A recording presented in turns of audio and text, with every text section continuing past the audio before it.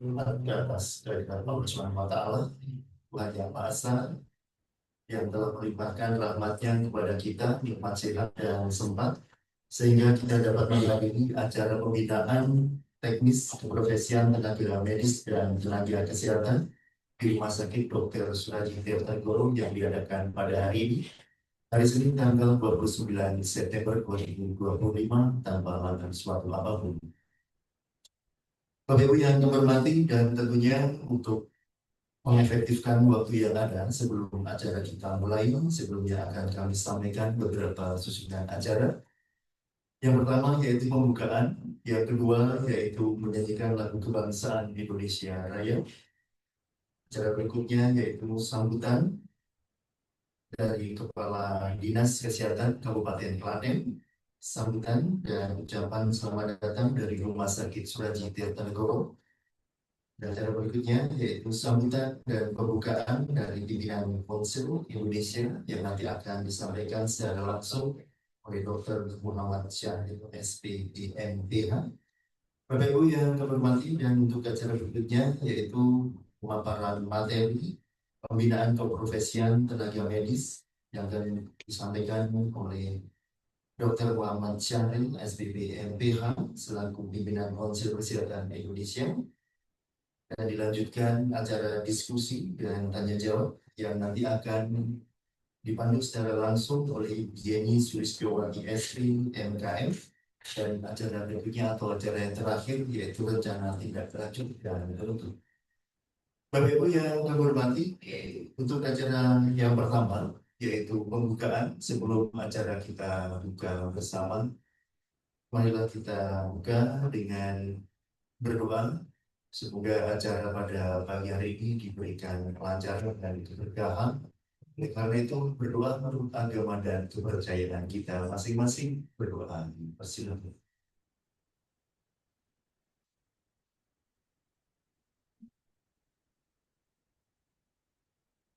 Berdoa selesai. Bapak Ibu yang kami hormati, untuk acara berikutnya yaitu menyanyikan lagu kebangsaan Indonesia Raya. Oleh karena itu, kepada hadirin dipersilakan berdiri sejenak.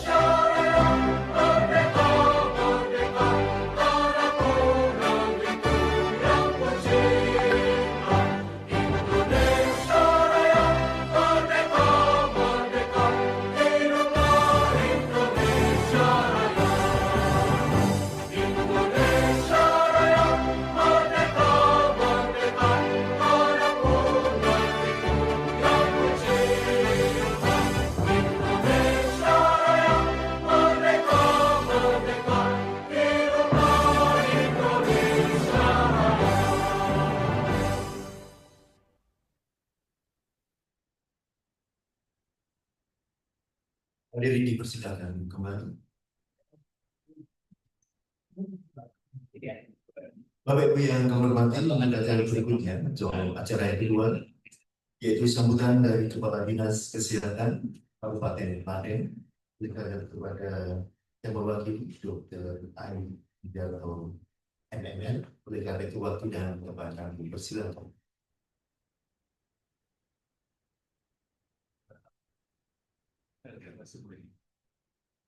masih dalam perjalanan Bapak Ibu. Untuk acara berikutnya yaitu sambutan dan ucapan selamat datang dari Rumah Sakit Dr. Suradi Kargoro yang akan disampaikan oleh Direktur Medik dan Keperawatan.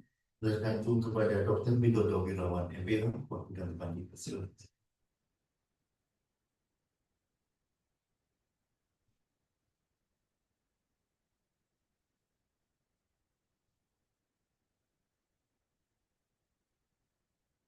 Assalamualaikum warahmatullahi wabarakatuh.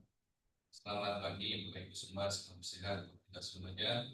Yang kami hormati Dr. Muhammad Syahril, spesialis pelaku selaku pimpinan Konsil Kesehatan Indonesia, beserta rombongan Ibu Wahyuni Kosia, wakilan Konsil Tenaga Kesehatan Tenaga Keperawatan, Ibu Hafna Rosita, perwakilan dari Konsil Tenaga Kesehatan Tradisional, dan Ibu Yeni Sulistiwati, SPMKM, Ketua Tim Kerja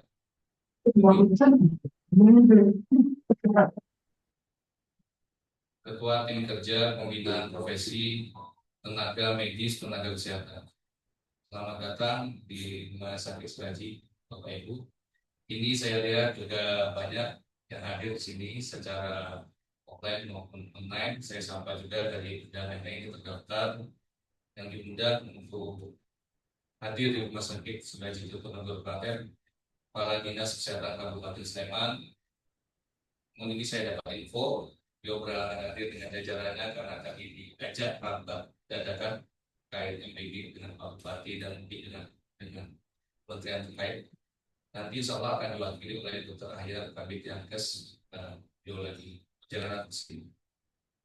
Yang kami hormati juga ini ada Direktur kepala puskesmas ya, Kabupaten Klaten, Pak Sudah hadir. Pimpinan Gria Sehat, Rani, pimpinan Gria Sehat Artik, Ketua Umum Organisasi Profesi Perawat PPNI Klaten, Ketua Umum Organisasi Profesi Perkumpulan Profesi Kesehatan Tradisional Ramuan Indonesia Klaten, Kepala Dinas Penanaman Modal dan Pelayanan Terpadu Sarwata DPM PTSB Klaten, Direktur Politeknik Kesehatan Menkes Klaten. Terima kasih sudah hadir ini. Dan dalam meeting Zoom ini ada juga yang hadir Kepala Dinas Kesehatan Kabupaten Surakarta, Direktur Rumah Sakit Muardi atau yang mewakili, Direktur Rumah Sakit Ortopedis Surakarta, Direktur Rumah Sakit Umum Pemerintah Surakarta, Kepala Puskesmas Kabupaten Surakarta, Ketua Umum Organisasi Profesi Perawat PPNI, PPPI, PPPSI di Surakarta, Ketua Umum Organisasi Profesi Perkumpulan Profesi Kesehatan Tradisional Ramuan Indonesia Surakarta, Kepala Dinas Penanaman Modal dan Pelayanan Terpadu Suatu Pintu Surakarta, dan Direktur Politeknik Kesehatan Menkes Surakarta. Juga kepada segenap teman-teman dari Rumah Sakit Umum Pusat Dr. Suradi, para ketua instalasi, para rekan timker, dan di timnya Dr. Tina sudah ada semuanya.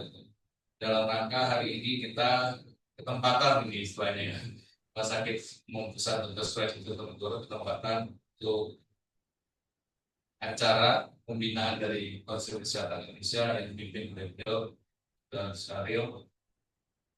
Pada hari ini kita akan mendengarkan nanti dan sekaligus berdiskusi tentang aturan-aturan baru terkait dengan sosialisasi aturan baru Konsil Kesehatan Indonesia yang merupakan implementasi dari Undang-Undang baru juga, Undang-Undang Nomor 17 Tahun 2023. Kebetulan kami Indok juga masih menunggu informasi seperti ini karena di bawah itu simpang siur ya. Kita sebelumnya artinya sebelum ada Konsil Kesehatan Indonesia itu saya dokter kan tahunya cuma Konsil Dokter Indonesia. Ternyata sekarang sudah diukur Konsil Dokter Indonesia itu ada Konsul Tenaga Kesehatan Indonesia dibawahi oleh Kementerian menjadi Konsul Kesehatan Indonesia. Jadi nanti dalam fase transisi ini, mohon nanti kami juga mendapatkan informasi seperti apa. Dan ini pada hari ini juga akan ada pembinaan dari Dinas Kesehatan bersama dengan KKI, kesehatan tradisional. Nanti kami juga mendapatkan info. Untuk kesehatan tradisional ini kami juga mohon nanti juga mendapatkan informasi yang bagus. Tadi sudah ngobrol sama beliau tentang pelayanan kesehatan tradisional, karena Sulawesi juga sekarang kemudian pelayanan kesehatan alternatif seperti kesehatan tradisional, herbal, kemudian ada kemarin kerjasama dengan FKKM, KBM, terapi Suncok dari Korea, dan lain sebagainya. Jadi di era kolaborasi ini kita sangat terbuka di masa pusat itu untuk mengembangkan pelayanan kesehatan ini. Sekali lagi terima kasih. Selamat datang Bapak Ibu semuanya di hari ini dalam kegiatan pembinaan dari Konsil Kesehatan Indonesia. Assalamualaikum warahmatullahi wabarakatuh.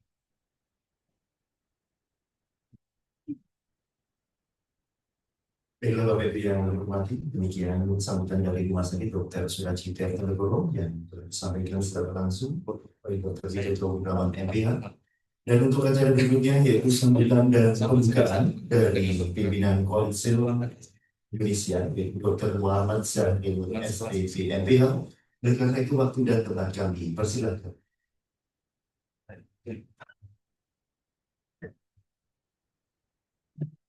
Dari podcast apa saya ini lihat Pak Sudirno nggak datang. Oh, itu besok ya. Yes.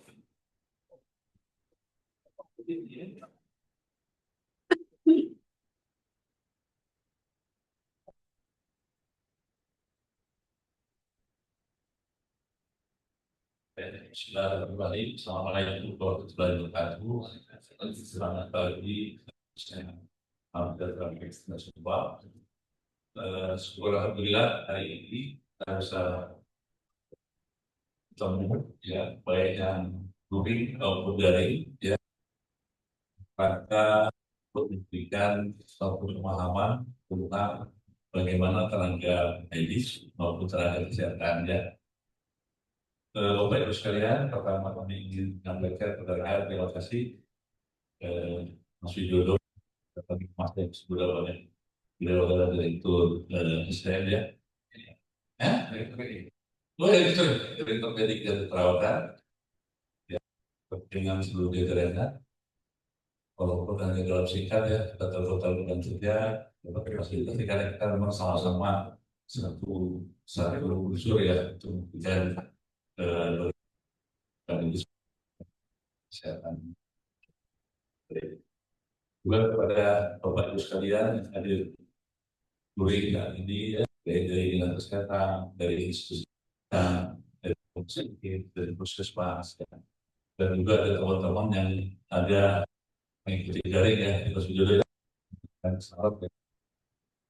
Kalau saya dalam ini, saya akan langsung saja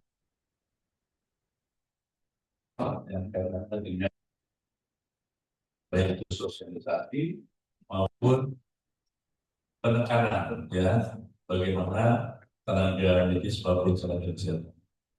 Bapak Ibu sekalian, sebagaimana kita ketahui, yang hadir ini adalah unsur pimpinan atau perwakilan di pundak kita, apakah dokter gigi maupun tenaga kesehatan, itu ada amanah yang harus kita emban, yaitu bagaimana kita menjamin mutu layanan.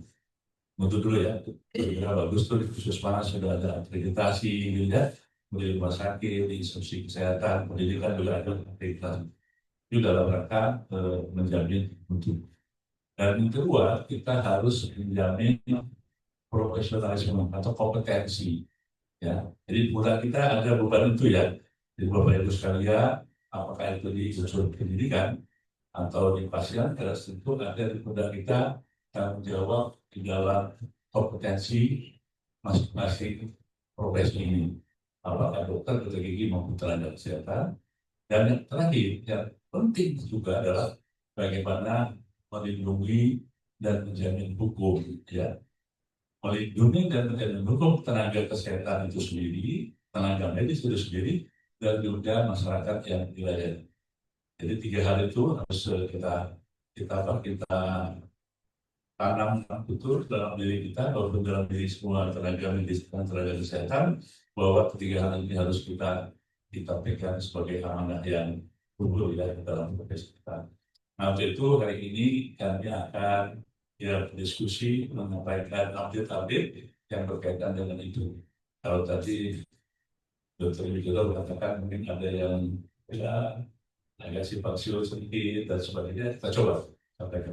Nah, nanti silakan Bapak Ibu sekalian, kalau ada yang mau ditanyakan, kami akan sampaikan.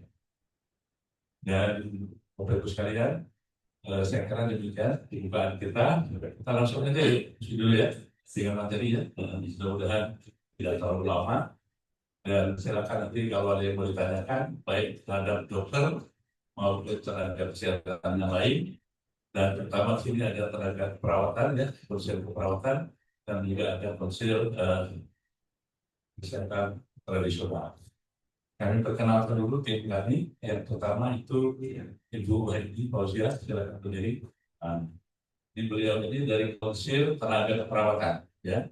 Yang kedua Bu Hapna Rosita, beliau ini adalah konsil ya dari tenaga tradisional ya. Kemudian satu lagi ini Mbak Yuni, Mbak Yeni, sorry. Mbak Yeni ini ketua tim kerjanya pembinaan. Baik, saya begini sudah aja ya.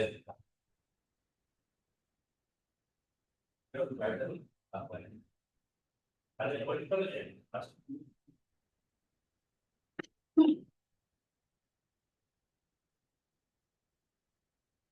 Ya. Bapak Ibu sekalian, saya sebetulnya bukan orang baru ya di sini. Saya sudah sering sekali ke rumah sakit Tirto Soraya Tirtonegoro ini sejak zaman Dr. Bambang ya dulu ya, jadi udah Pak Dirut, saya sering main ke sini karena rumah sakit ini salah satu rumah sakit yang bagus dijadikan role model ya untuk diterima di wilayah Jawa Tengah, dan mungkin sebagian di luar Jawa Tengah bisa melihat rumah sakit Suradi ini bagus. Tepuk tangan dulu untuk Suradi ini ya. Jadi walaupun Suradi ini milik Kementerian Pusat ya, Mas Widodo, tapi juga ini adalah milik dari teman-teman di Klaten maupun di Jawa Tengah secara keseluruhan ya, termasuk puskesmas ya. Ini ada teman saya Bu Monik ya. Nah, Bu Monik itu teman saya di Solo dulu. Saya pernah tugas di Solo. Saya pernah tugas di puskesmas Mulyadi, kemudian di rumah sakit Surakarta, dia orang sini juga cukup lama. Nah, setelah itu saya berangkat keluar dari mana-mana gitu ya. Baik. Ya. Bapak Ibu sekalian, pemanasan dulu ya. Jadi kita yang sudah kita kerjakan selama ini ya. Kan Indonesia sudah merdeka 80 tahun ya, tahun dulu ya. Beban masalahnya bukan selesai. Semakin banyak atau semakin tidak banyak sekali ya masalah-masalah kesehatan, baik di puskesmas, posyandu gitu ya, dinas kesehatan, kemudian di rumah sakit dan seterusnya. Banyak sekali masalah-masalah yang harus diselesaikan. Nah, untuk itu Kementerian Kesehatan atas nama pemerintah membuat program yang disebut dengan 6 pilar gitu ya. Saya kira teman-teman semua ya. Ini ada yang di layanan primer, layanan lanjutan, farmasi, pembiayaan. Tapi dulu Mas Widodo pelatihannya bagus loh. Jadi apa namanya dulu ya? Dan apa ya Bu? Yang pertama kali asuransi yang dari masyarakat itu pertama sih apa? Jamaah. Nah, itu yang pertama kali itu justru diperhatikan oleh Indonesia dia. Bahkan akhirnya masuk ke BPJS ya. Saya ingat dulu, saya ikut sejarahnya sini ya. Kemudian ada masalah SDM kesehatan, ya. Kemudian teknologi. Nah, Bapak Ibu sekalian, kalau kita urai 6 pilar ini banyak sekali, saya nanti akan menyampaikan satu saja, yaitu tentang SDM kesehatan. Nah, SDM kesehatan ini ada di pusat, di daerah, ada di rumah sakit, puskesmas, dan seterusnya. Nah, masalahnya di tenaga kesehatan kita ini, pertama, dikemukakan oleh masyarakat masih dianggap dirasa perlunya peningkatan kualitas atau mutu layanan. Betul Bu, ya? Betul ya? Apa sudah cukup butuh pelayanan juga? Oke. Yang kedua, masih kurangnya, ya, tenaga dokter, termasuk mungkin tenaga kesehatan, perawat, bidan di daerah-daerah yang, ya, jadi ada beberapa masalah tadi, satu masalah kualitas, yang kedua jumlah maupun penyebaran, gitu ya, penyebaran. Nah, Bapak Ibu sekalian, maka ada Undang-Undang nomor 17, ya, Undang-Undang apa? Undang-Undang Kesehatan. Nah, itu dalam rangka kita semua, ya, bangsa Indonesia itu dapat melakukan intervensi-intervensi terhadap masalah besar ini, ya. Jadi undang-undang itu menjamin bagaimana menyelesaikan layanan primer, layanan lanjutan, dan seterusnya, gitu ya, undang-undang ini. Nah, untuk kita ketahui saja, ya, termasuk Pak Direktur juga ya, kalau dulu saya agak alergi juga dengan undang-undang, tapi sekarang nggak bisa. Karena di daerah terbuka ini undang-undang menjadi pegangan kita, ya. Jadi Undang-Undang 17 ini atau Undang-Undang Kesehatan itu diturunkan menjadi peraturan pemerintah. Ini pasalnya banyak banget, ribuan, ya, tentang dari ujung sampai ke ujung, dari promosi, prevensi sampai ke rehabilitasi, ya. Undang-undang ini itu betul-betul dapat menjamin di dalam pelayanan kesehatan sekaligus memberikan perlindungan kepada masyarakat, ya. Nah, ini secara umum, ya. Jadi tolong Mas Widodo dan kawan-kawan bahwasanya semua dokter gigi dan tenaga kesehatan berpegang ke sini di dalam memberikan layanan, termasuk dokter gigi dan tenaga kesehatan. Jangan khawatir, jangan takut memberikan pelayanan di rumah sakit, karena ada kewajiban direktur rumah sakit menjamin, ya, menjamin seluruh dokter, seluruh tenaga kesehatan apabila menjalankan SOP dengan baik di fasilitas pelayanan, maka dia akan dilindungi. Itu ya. Lanjut. Nah, tadi sudah tanya ya, Pak. Bapak Ibu sekalian, dulu di luar dokter, bidan, perawat gizi, apoteker, dan seterusnya, itu disebut dengan konsil tenaga kesehatan, ya, KTKI, ya. Kemudian dokter dan dokter gigi, konsil kedokteran. Nah, dengan undang-undang ini sekarang menjadi satu, yaitu Konsil Kesehatan Indonesia. Jadi tidak ada lagi konsil kedokteran, tidak ada lagi konsil tenaga kesehatan. Nah, ada sekarang konsil kesehatan. Kita maksudnya dari kalau sekarang konsil kesehatan. Nah, kenapa konsil kesehatan ini penting sampai ke sini? Dan kami dalam 2 bulan ke depan ini keliling Indonesia, Pak, untuk menyampaikan hal ini agar seluruh masyarakat lebih mendalami ini. Nah, dalam kesempatan ini ada satu lagi istilah kolegium, ya. Ya, tadi ada kolegium tenaga keperawatan, ya. Ada kolegium, ada bidan, ada gizi, dan seterusnya.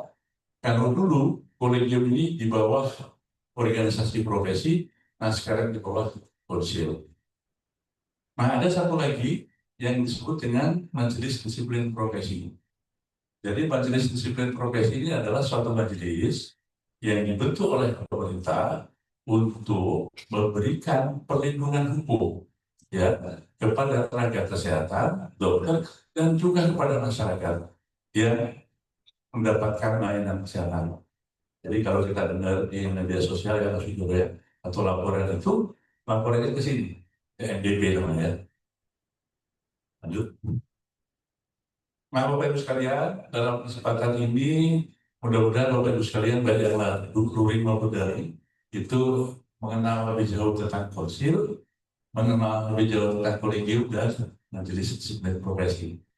Nah, ketika lembaga ini atau 3 perangkat ini, inilah yang berurusan dengan semua dokter gigi termasuk spesialis dan juga tenaga kesehatan, mulai dari STR, SIP, SKP, dan juga berkaitan dengan pengembangan ilmu, ya, pengembangan ilmu, ya. Tadi saya akan jelaskan pengembangan ilmu itu apa saja, dan juga ada majelis disiplin yang nanti disitulah tempat kita bukan hanya curhat tapi menyampaikan semua hal-hal yang berkaitan dengan masalah-masalah dengan pelanggaran disiplin profesi, ya, bukan hanya dokter, ya, perawat dan seterusnya. Jadi ada 3 ini, ya. Nah, konsil ini tadi mengawal mutu, kompetensi, dan juga perlindungan serta kepastian hukum, ya. Sedangkan kolegium itu bagaimana mengembangkan cabang ilmu. Contoh dari bedah, ya. Bedah itu dulu cuma satu, ya, bedah umum. Terus berkembang menjadi bedah urologi, bedah ortopedi, dan seterusnya, ya. Kemudian OGIM itu berkembang, penyakit dalam juga berkembang, ya, ya. Nah, itu urusannya kolegium. Nah, termasuk nanti yang akan memberikan uji kompetensi namanya kolegium, ya. Apakah uji kompetensi dokter, spesialis, ataupun tenaga kesehatan. Itu kan bidang juga tahu juga oleh kolegium, ya, uji kompetensinya. Jadi tolong ini pemahaman ini jangan nanti keliru atau tidak pas di bawah. Kalau uji kompetensi itu urusannya dengan kolegium dan penyelenggara pendidikan. Nah, ini Bapak Ibu sekalian, satu slide bahwa kami itu Konsil Kesehatan Indonesia itu melalui keputusan presiden, ya. Kami ada 9 orang, ya. Kemudian ada kolegium, majelis disiplin dan anggota konsil. Nah, kalau kolegium, majelis disiplin dan anggota konsil di-SK-kan oleh Menteri Kesehatan. Nah, ketiga komponen ini merupakan bagian dari perangkat konsil kesehatan, ya. Nah, saat ini sudah ada 81 kolegium. Nanti akan dilihat, ya, slide berikutnya. Nah, ini Bapak Ibu sekalian, sudah mengenalkan agar lebih dekat nanti. Pokoknya kalau perawat, ada masalah perawat di Klaten, Jawa Tengah ini, urusannya dengan ini. Nah, Bapak ini dia dulu kenal ada gini, ya. Nah, jadi urusan keperawatan, tenaga keperawatan itu mulai dari nanti apa namanya, jumlah distribusi, ujian dan sebagainya itu ada di konsil ini, ya, termasuk uji kompetensinya dengan kolegium, ya, ya. Kemudian di sini ada 13, ya, 13 konsil yang di bawah pimpinannya. Kalau kami pimpinan ada 9, ya. Itu ketuanya, ada wakil, kemudian ada anggotanya. Anggota konsil ini dari berbagai unsur. Ada unsur pemerintah, unsur masyarakat, dan juga unsur profesi, ya. Jadi ada semua di situ. Nah, di bawah ini adalah konsil masing-masing tenaga medis dan tenaga kesehatan, ya. Contoh di sini ada konsil ini Abda, ya. Ini dokter Abda ini, Rosita ini konsil tenaga kesehatan tradisional, ya. Di sini juga ada konsil kebidanan, ada konsil tenaga kesehatan masyarakat, kemudian tenaga apa gitu, psikologi klinis dan seterusnya, ya. Jadi ada 13, ya. termasuk dokter dan dokter gigi ya. Lanjut. Nah, Bapak Ibu sekalian, di konsil ini ada sekretariat konsil namanya ya, yang ngurusin ini satu STL ya, registrasi. Jadi saat ini kita tahu kalau registrasi Named dan Nakes itu adalah STL seumur hidup. Nah ini urusannya ke sini. Nah yang lama-lama yang udah STL lama diperbarui untuk mendapatkan STL seumur hidup ya. Kemudian juga ada yang membawahi tentang pembinaan profesi. Contohnya untuk yang P2KB ya, melalui seminar, melalui workshop dan sebagainya, maka SKP-nya dikeluarkan di sini, gitu ya, dan seterusnya. Nah, khusus kolegium, kami ingin sampaikan, Bapak Ibu sekalian, saat ini untuk kolegium tenaga medis itu sudah ada 50, Pak. 50 kolegium tenaga medis dan tenaga medis, jadi dokter dan dokter gigi. Dokter gigi ada 11 kolegiumnya ya. Sedangkan tenaga kesehatan itu ada 31. Salah satunya ada kolegium untuk perawatan, kemudian yang tradisional tadi ada 3, kolegium kesehatan tradisional ramuan dan jamu. Tadi Pak Widodo, praktek ini kan dulu kan menjadi pilot project atau role model untuk tahu mau ya. Saya ngikutin juga itu. Masih ada sekarang. Karena kan Sarjito, UPF-nya Sarjito. Hah? Jadi UPF-nya Sarjito. Oh, tapi di sini nggak boleh klinik sekarang ya? Kami buat klinik baru, herbal, tapi kemarin kami mengajukan kerjasama ke UPF Tamangu juga. Oh. Dulu seingat saya masih dulu bagus banget ya. Ada kliniknya khusus di sebelahnya klinik khusus kecantikan itu bagus. Nah ini kalau saya dengan bahan ini, nah kalau nanti di daerah Klaten ini ada yang berkaitan dengan ramuan dan jamu, kemudian ada pengobatan tradisional dan juga ada pengobatan tradisional interkontinental. Nah, saya juga baru tahu 1 bulan yang lalu tentang ini kan, apa sih bedanya tiga-tiga ini? Ya kan, ternyata yang paling bawah itu kaitan dengan pengobatan tradisional Cina ya. Jadi Cina itu banyak sekali pengobatan tradisional yang sekarang sudah masuk di dalam satu kolegium kita. Itu mas ya, kalau tambahnya. Sehingga kalau mau nanti dikembangkan di Suraji, itu ya, mungkin bisa dilanjutkan. Nah, Bapak sekalian, tadi konsil ini ya yang kami tegaskan bahwa konsil kesehatan itu adalah bisa menerbitkan STR, bisa menonaktifkan dan bisa mencabut. Nah, menonaktifkan gini, kalau ada dokter gigi atau perawat yang melakukan pelanggaran disiplin setelah disidang, dilakukan investigasi, ternyata diputuskan memang dia mempunyai kesalahan dalam pelanggaran, maka bisa diberikan sanksi, memberikan sanksinya STR yang dinonaktifkan, bisa 1 bulan, 3 bulan, 6 bulan, dan seterusnya. Bahkan ada yang dicabut. Masih ingat kasus di Bandung, Unhas, Hasan Sadikin, ya, seorang presiden yang lalu gitu, dia dicabut. Bukan lagi dinonaktifkan, dicabut, ya, sampai nanti apakah dia masih layak menjadi dokter atau tidak, gitu ya. Dan yang juga ada di Semarang, di itu juga, gitu. Nah, untuk itu pada kesempatan ini sampaikan kepada Bapak sekalian, kalau kita tenaga medis dan tenaga kesehatan dinonaktifkan STR-nya, maka dia otomatis nggak boleh praktek, gitu ya. Pokoknya dia dinonaktifkan 3 bulan ya, selama 3 bulan dia boleh praktek sih, gitu, kalau dia sanksi gitu. Apalagi dicabut, ya. Ini kewenangannya oleh konsil, tapi harus melalui suatu peradilan, ya. Nah ini kolegium ya. Jadi kolegium tadi kan ada 81 jumlahnya.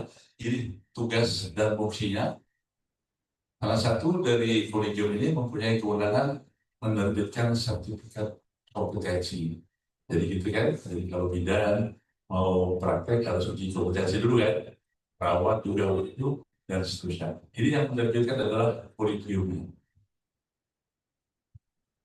Sedangkan majelis disiplin profesi adalah tadi ya, dia akan mengawal apakah tenaga kesehatan di sini melaksanakan profesi disiplin atau tidak, dia akan mengawal ya. Tetapi Bapak Ibu sekalian, jangan takut ya kepada masyarakat atau ancaman dari apa pengacara mereka yang melaporkan dokter kita, melaporkan bidan kita, melaporkan perawat kita. Ternyata dari sekian yang laporan masuk itu yang betul-betul melanggar itu hanya 25%. Yang lainnya artinya masih sesuai dengan SOP yang mereka kerjakan. Nah, Bapak Ibu sekalian, pada kesempatan ini mungkin nanti Mas Dodo selainnya bisa disampaikan. Sekarang ada istilah namanya lapor KKI, Pak ya. Jadi masyarakat terutama pasien dan keluarganya yang merasa dirugikan selama pelayanan, apalagi menyebabkan kecacatan atau kematian, dan itu dianggap tidak sesuai, boleh melaporkan. Ya, ini mekanismenya. Ya, jadi kita terbuka, semua tenaga medis, tenaga kesehatan bisa dilaporkan manakala memberikan layanan yang tidak sesuai dengan profesi. Saya dulu ya.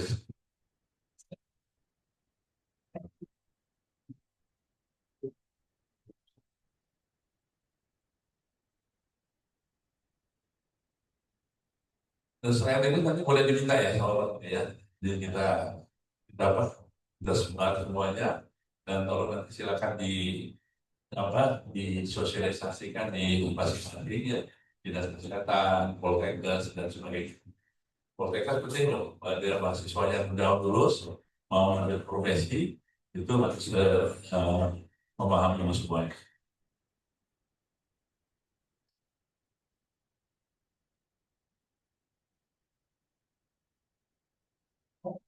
Sama ya saya. Nah, selain ini ingin kami sampaikan bahwa jangan takut, semua tenaga medis, tenaga kesehatan apabila di dalam pelayanan pasienkes sesuai dengan SOP yang dilakukan, sesuai dengan standar pelayanan, kalau ada masyarakat yang rewel menuntut, silakan lakukan. Karena kamu dilindungi oleh rumah sakit atau pasienkes itu ya. Nah, ini siklus bagaimana kalau tenaga medis dan tenaga kesehatan mendapatkan STR, kemudian melakukan registrasi dan juga mendapatkan perizinan ya STB. Saya kira sebagian sudah jalan. Nah, hanya saja saat ini ya ada perubahan, terutama yang dokter baru ya yang masuk internship, kemudian ada dokter yang masuk PPDS, itu STR dan SIP-nya langsung dikeluarkan oleh Kementerian Kesehatan. Jadi tidak lagi melalui dinas penanaman modal satu pintu ya. Nah, itu tidak lagi ya. Khusus untuk dokter yang internship, yang akan internship 1 tahun, kemudian juga PPDS selama 4 atau 5 tahun, SIP-nya, STR-nya dikeluarkan oleh Kementerian Kesehatan.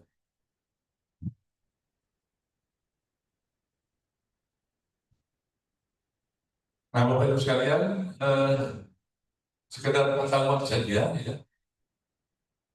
STR ini kan bukan hanya untuk dokter-dokter yang lulus seperti itu kan.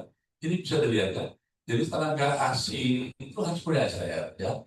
Kemudian yang adaptasi juga harus punya STR dan juga mempunyai SIP.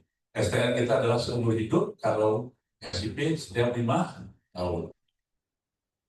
Bu balik kalau bidan itu SKP-nya untuk perizinan 5 tahun berapa ya?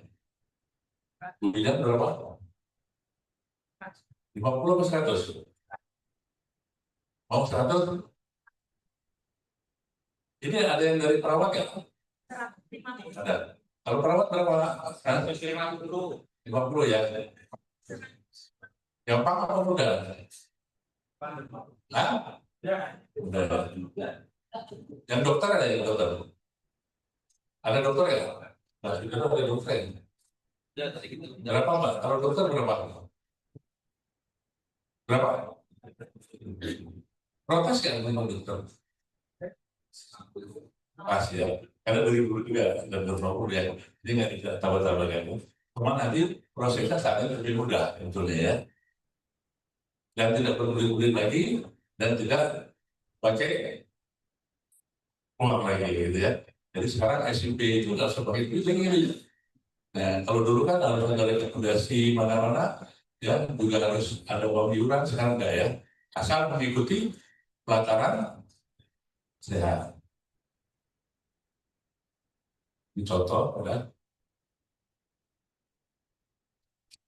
Nah ini untuk kita di daerah supaya pemahaman bahwasanya SIP itu bisa diterbitkan oleh Menteri Kesehatan atau oleh pemerintah daerah melalui Dinas Penanaman Modal satu Batam ya.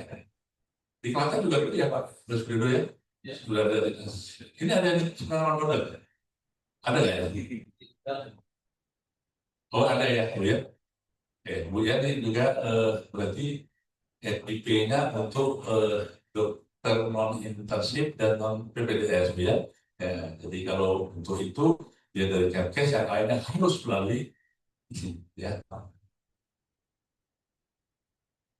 Nah ini sekedar pemahaman aja buat kita Bu. Ternyata ke kawasan-kawasan ini banyak juga ya, di sini ada kawasan ekonomi khusus, ada di pelabuhan, ada daerah terpencil, perbatasan, ya. Kemudian ada rumah sakit kapal, semuanya harus memiliki perizinan ya. Nah, mungkin sudah agak terakhir, Bapak sekalian ini penting ya buat kita semua yang di dinas kesehatan, di rumah sakit, kami dulu ya, kemudian dari sisi pendidikan, bahwa tenaga medis dan tenaga kesehatan itu ada 3 hal yang bisa terjadi pada saat dia praktek ya. Bisa ada kasus dengan etika, bisa ada kasus dengan disiplin profesi dan juga hukum ya. Bisa berdiri sendiri-sendiri atau tiga-tiganya atau 2 di antara 3 itu. Itu yang banyak kasus ya. Nah, di pas praktek ya dia melakukan pelanggaran etika. Contoh pelanggaran etika yang gampang adalah dia memberikan kekerasan verbal, ya, marah-marah, nyindir, sehingga membuat pasien keluarga itu tidak berkenan. Atau dia memberikan eh, diskriminasi, ya, diskriminasi yang tidak pada tempatnya, ya. Itu ya, ini salah satu bentuk etika dan juga terhadap teman-teman sejauhnya. Kemudian ada disiplin profesi adalah disiplin profesi itu sesuai dengan Permenkes saya akan sampaikan nanti itu yang harus dilakukan oleh tenaga medis dan tenaga kesehatan pada saat dia melakukan praktek. Apa yang boleh, apa yang tidak boleh, apa yang harus dan memang dilarang, gitu ya. Jadi jangan sampai ini dilarang dilakukan, yang harus dikerjakan tapi tidak dikerjakan, itu masuk pelanggaran disiplin. Nah kalau hukum jelas ya, yang paling sering terjadi pada dokter dan tenaga kesehatan, maaf ya, pelanggaran seksual, ya, itu ya, karena dalam praktek, karena berdua dan sebagainya. Nah ini semua bisa terjadi dan akan mencederai profesi kita, gitu ya. Nah, Bapak Ibu sekalian, ini ada jenis pelanggaran disiplin ya berdasarkan PMK nomor 3 ya. Kalau nanti di browsing PMK nomor 3 itu apa saja ya. Itu ini ya ada sekitar 17. Tapi penjelasannya banyak ya loh ya. Sebagai contoh aja yang paling gampang nomor 1 ya. Melakukan praktek yang tidak kompeten. Nah, kenapa kok harus uji kompetensi? Itu untuk membuktikan apakah yang bersangkutan ini kompeten atau tidak. Ya, karena kalau dia tidak kompeten, maka dia akan melakukan hal-hal yang di luar kompetensinya atau melanggar kompetensi yang ada. Nah, ini semua kejadian-kejadian yang bisa terjadi di tempat-tempat kita praktek ya. Nomor 4 contoh ya. mengabaikan tanggung jawab profesi. Nah, ini bisa dilihat kita sebagai pembina, maka ini tugas kita untuk menyampaikan beberapa pelaku. Jangan sampai perawat mengabaikan profesinya, kemudian laboratorium mengabaikan profesinya, apoteker dan seterusnya ya. Nomor 17 juga mengiklankan diri dan melakukan perang karir. Data yang dipakai jadi nggak ya? Belum balik bidan sama bidan itu orang tadi itu bidan sama opsi gitu ya. Kalau hati-hati ya, jangan sampai ini dia ada aturannya ya. Yang tidak boleh kita mengiklankan di sini persalinan normal lebih kurang gitu ya dengan tarif sekian itu ke dilarang melanggar ke disiplin profesi ya. Oke sudah. Nah, Bapak Ibu sekalian mungkin merefresh saja bahwa sesuai dengan Undang-Undang 17 ini kategori tenaga di kesehatan itu ada 3. Satu, tenaga medis yaitu dokter dan dokter gigi, yang kemudian tenaga kesehatan ini yang disebut dengan tenaga kesehatan atau berkali ada sampai L. Kemudian tenaga pendukung ya, tenaga pendukung contohnya rekam medik ya, kemudian administrasi rumah sakit dan seterusnya. Itu semua yang tergabung di dalam namanya sumber daya manusia kesehatan ya. Nah, Bapak Ibu sekalian, pada kesempatan ini kami ingin menyampaikan Mas Dodo dan teman-teman bahwa KKI ini membentuk 6 pilar ya. Membentuk 6 pilar. Ya, 6 pilar untuk mutu dan perlindungan kesehatan masyarakat ya. Nah, ini harapannya sampai ke daerah termasuk di Klaten dan sekitar ini melakukan ini sama ya. Yang pertama menjamin mutu dan kompetensi, registrasi, sertifikasi dan izin ya dan seterusnya. Jangan lupa bahwa yang di nomor 4 itu ada peningkatan kompetensi. Kita ingin mengingatkan kepada Muhammad dan Nakes untuk selalu biasa meningkatkan ilmunya melalui pelatihan sehat yang selama ini sering diselenggarakan dan berbayar sangat murah dan mudah. Di samping untuk melengkapi kecukupan SKP juga untuk meningkatkan ilmu dan kompetensinya. Ini saya kira KKI, konsep dan majelis ya.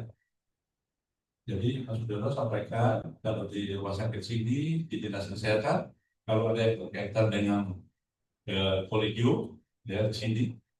Jadi CPD ini Continuity Professional Development ya untuk B2 KB kemudian juga untuk perlindungan hukum melalui majelis disiplin profesi ya. Nah terakhir Bapak sekalian di kita ini ada standar profesi ya, kemudian ada standar kompetensi ya, jadi dokter dan ini ada 2 standar profesi dan kompetensi. Nah begitu dia masuk ke pelayanan kesehatan itu disebut dengan standar pelayanan. Kalau dia mata, standar pelayanan mata, kalau dia bedah, standar pelayanan bedah dan seterusnya ya. Ini yang 3 hal ini harus diberikan pembinaan maupun pengawasan. Ya. Jadi kita semua di daerah supaya kita mengawasi ini, kemudian juga pengawasan di dalam disiplin profesi ya. Tolong teman-teman semua untuk melakukan ini kalau kita membawahi tenaga medis maupun tenaga kesehatan dimanapun berada ya. Saya kira demikian Mas Dodo dan Bapak sekalian. Nah di sini kan ada konsil perawatan, ada konsil perawatan tradisional. Kalau ada yang mau ditanyakan, mau ketemu, silakan. Ini Mbak Yani yang bertanyakan, semua bisa dijawab oleh Mbak Yani. Ya. Demikian, Mas Dodo atau Mbak Yani yang mau moderator ini?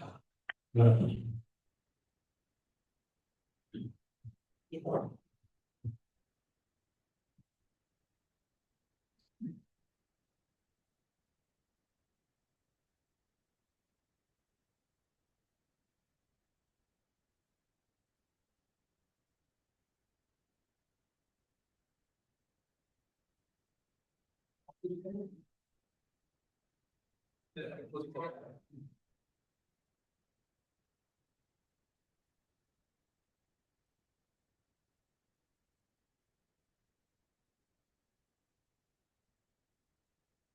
terima kasih Pak Syahril atas pemaparannya yang luar biasa. Boleh kita kasih applause dulu untuk Dr. Syahril. Ya, jadi Dr. Syahril ini sudah melawan buana ya dok ya, menjadi dirut rumah sakit vertikal keliling-keliling sampai dengan jubir Kemenkes.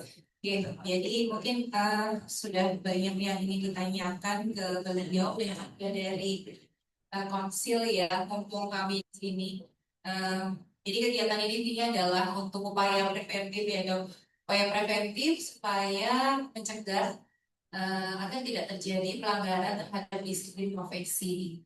Nah ini kan kita sangat luas sekali ya, jadi bukan hanya di sektor rumah sakit, tapi juga pelayanan yang lainnya. Ini rekan-rekan puskesmas terima kasih ya sudah hadir semuanya di sini. Nanti juga teman-teman fungsional boleh ikut ya di LMS-nya, karena kami informasikan untuk kegiatan hari ini akan mendapatkan 2 SKP semuanya begitu. Kalau untuk yang kita yang tidak fungsional bisa dapat 2 JPL. Jadi nanti linknya dibagikan saja ke teman-teman di puskesmas atau klinik atau yang lainnya untuk setelah kegiatan ini boleh join ke LMS gitu. Baik Bapak Ibu sekalian, boleh kalau ada yang ingin bertanya atau berdiskusi ya, atau menanggapi ada permasalahan yang mungkin masih di lingkup puskesmas gitu ya, tidak bisa mengadu kemana-mana, boleh diadukan di sini begitu. Monggo silakan Bapak Ibu, boleh tunjuk tangan yang hadir luring terlebih dahulu. Monggo, boleh Bapak silakan Pak.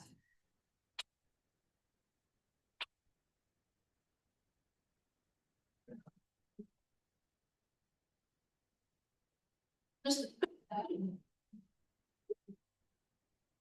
ya, Bapak monggo boleh diperkenalkan namanya dan dari mana ya Pak?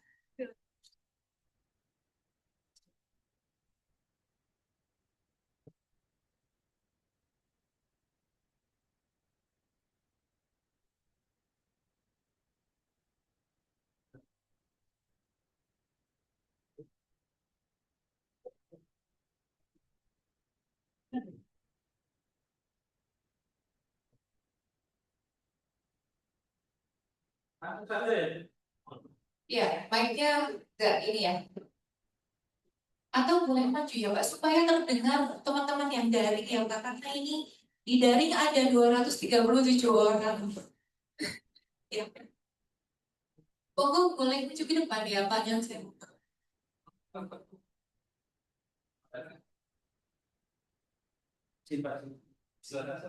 Ini tugasnya dari mana ini? Tugasnya di mana? Terima kasih Bapak Ibu. Saya Suparno dari PPNI Ibu. PPNI Kabupaten Klaten, kebetulan bekerja di Suraji. Yang pertama, alhamdulillah dengan undang-undang yang baru ini di ranah 1-2 relatif lebih mudah. Yang ranah pengajian ini beberapa teman masih agak bingung.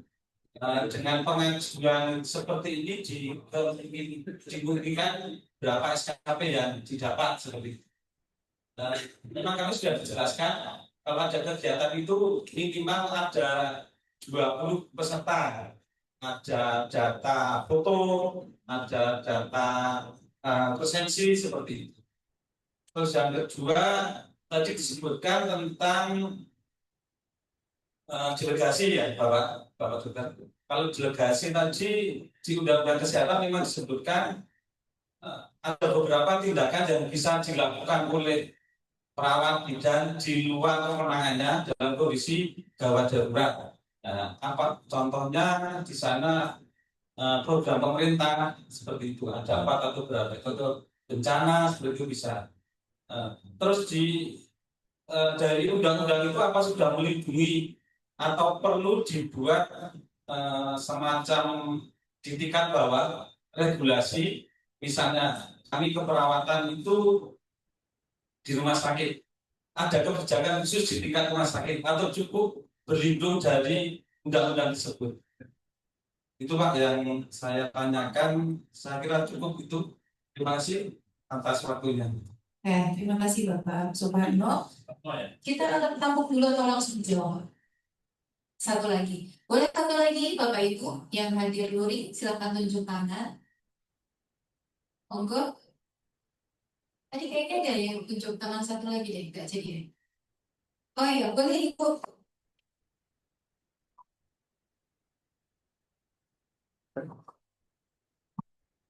Yes. Assalamualaikum warahmatullahi wabarakatuh.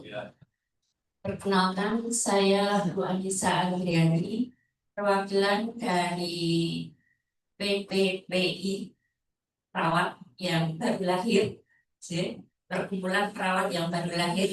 Kebetulan saya dari Jawa Tengah. Terima kasih sekali pencerahan hari ini karena memang di DKI konsentrasi di bidang hukum.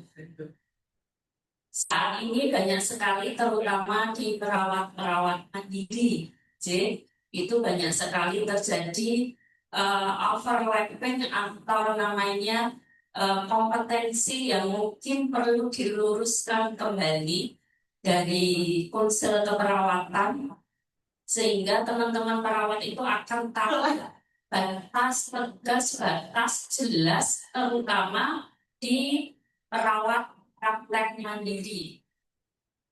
Selama ini ya banyaklah tutup mata, tapi selagi nanti ada hukum, kalau sudah kena hukum, kena LSM, itu sudah luar biasa montang-mantingnya seorang perawat kalau sudah kena masalah. Nah, di sini kami mohon mungkin dari konselor keperawatan mensosialisasikan kembali batas tegas terutama untuk kompetensi praktek perawat mandiri. Mungkin kalau yang sudah berlindung di institusi rumah sakit, layanan klinik ataupun puskesmas itu ada yang namanya delegasi. Apakah untuk praktek perawat mandiri itu ada program delegasi atau tidak lah? Itu juga ada ya. Oh, saya sudah delegasi menginduk dokter ini, ada yang seperti itu. Tapi secara hukum, secara namanya persuratan kan tidak ada. Nah, itu pencerahan karena memang itu jadi polemik perawat praktek mandiri. Terima kasih. Assalamualaikum warahmatullahi wabarakatuh. Waalaikumsalam warahmatullahi wabarakatuh. Terima kasih Bu Anissa dari PPPI. Baik, ada dua penanya ya Bapak. Yang pertama, kegiatan-kegiatan yang dapat diajukan untuk SKPD seperti apa persyaratannya, kemudian berapa SKP, kemudian delegasi tugas dalam keadaan gawat darurat itu dilindungi oleh apa sih? Surat tugas apakah dari pimpinan Paskah atau surat tugas dari pemerintah? Itu yang diajukan oleh Bapak Suparno dari PPNI, ini dari perawat semua nih Pak yang punya. Nanti Bu ini lebih banyak ya bisa menjelaskan. Yang pertama, kemudian kita menunggu Pak ya. Tadi PPNI tingkatnya Bu?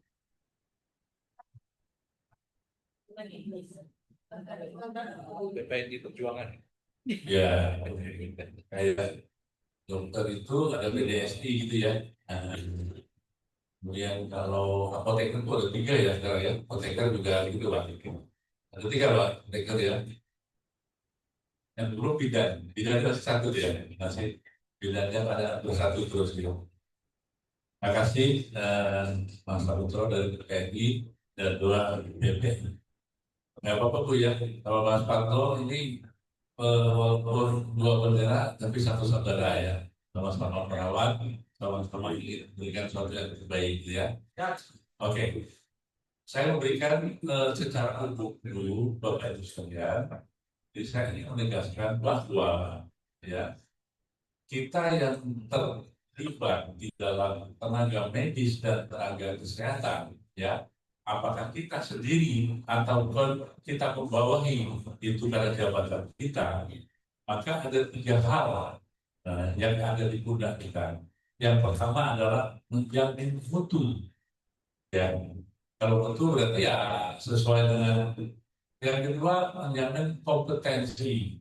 Ya, karena kita itu profesi loh ya, tidak bisa semua orang mengerjakan. Harus, ya kan? Bayangkan kalau arsitek mengerjain perawat kan nggak bisa gitu ya. Jadi harus. Nah yang ketiga yang penting adalah menjamin dan melindungi hukum. Ya, siapa? Ya kita sendiri tenaga kesehatan dan tenaga medis dan juga masyarakat yang berikan layanan. Sehingga kita aman semuanya. Jadi keberadaan undang-undang ini juga itu tujuannya, gitu ya. Oke, terus lihat. Nah, Mas Panto, mungkin Bapak juga sering mengikuti perkembangan ya. Itu saat ini saya tiba-tiba tuh banyak sekali pembahasan yang berkaitan dengan kompetensi. Ya, jadi kami saat ini di KKI itu sedang menyelesaikan drafting final untuk standar profesi. Yang kedua adalah standar kompetensi. Nah, apa yang disampaikan oleh Ibu tadi, Bu, itu masuk dalam standar kompetensi. Rame, Bu. Saya ini banyak bidang dengan dokter Babin yang kira bersahabat enak, belum tentu. Karena ada batas-batas mereka yang ya kita merasa saya bisa mengerjakan gini-gini. Perawat juga begitu, saya bisa mau persalinan dan seterusnya. Jadi gitu. Nah, kan kita atur di dalam standar kompetensi itu ya. Nah, saya ingatkan, jadi yang menyelesaikan sebuah ini adalah standar profesi dan standar kompetensi itu ya. Kalau tadi, kalau dia di rumah sakit enak, ya berarti sudah ada jalur ya rumah sakit standar profesi, kemudian kompetensi dan juga standar pelayanan. Jadi nggak boleh orang nyebrang-nyebrang bengkok-bengkok di dalam standar itu. Nah begitu juga sebetulnya di praktek mandiri, ya. Dan ini maaf ya, hal ini banyak dilakukan oleh orang-orang yang non medis dan non kesehatan. Paham itu ya? Ya dengan level bawahnya kecantikan, keperkasaan dan semuanya itu kadang-kadang itu bisa menyinggung masalah medis dan tenaga kesehatan. Nah itu kami ingin menyelesaikan ini dengan standar profesi dan standar kompetensi sehingga tidak ada ribut royoan gitu ya, di antara kita sesama perawat, perawat dengan bidang dan seterusnya gitu ya. Nah, silakan Mbak Wahyudi ini yang membawahi konsil keperawatan, mungkin bisa juga untuk contoh yang lain nanti ya. Kira-kira proses di konsil itu yang keperawatan begini, mungkin yang lain juga ada kemudian pakai ke sudah seperti itu. Silakan, ini menarik ini yang terutama yang praktik mandiri.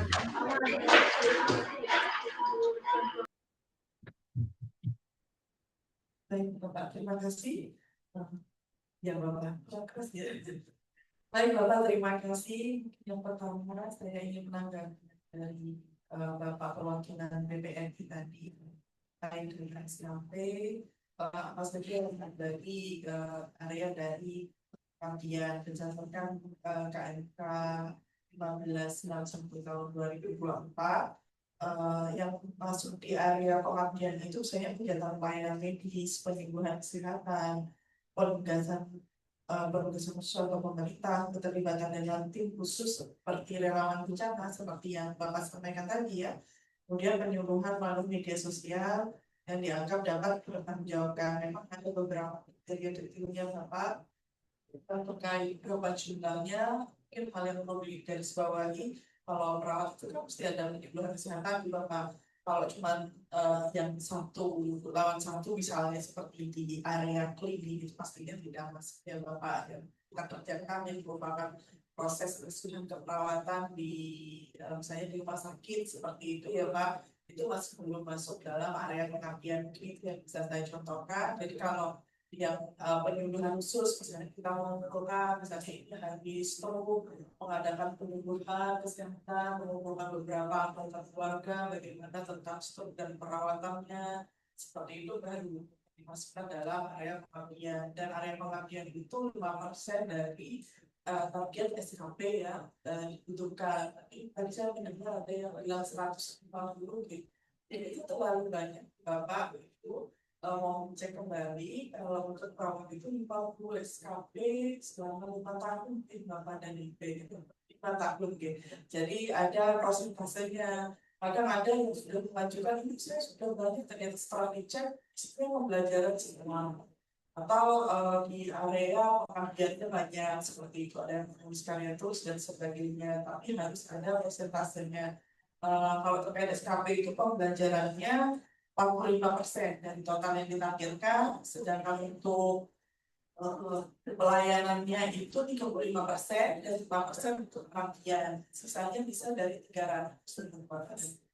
Kemudian yang kedua terkait delegasi hati Bapak, jika yang kita bekerja di rumah sakit atau di puskesmas dan sebagainya, delegasi diatur oleh kebijakan dari masyarakat sendiri. Jadi dari undang-undang turunannya sampai ke bawah yaitu ada di masyarakatnya masing-masing kebijakan, misalnya bisa berupa SOP, pedoman atau panduan yang menjadi pegangan dalam institusi kesehatan kita tersebut. Kemudian yang ketiga dari Ibu Perwakilan P3I, terima kasih Ibu pertanyaannya, sebenarnya sudah dijawab sangat jelas oleh Pak Syafil bahwa kita merujuk pada standar profesi dan kompetensi.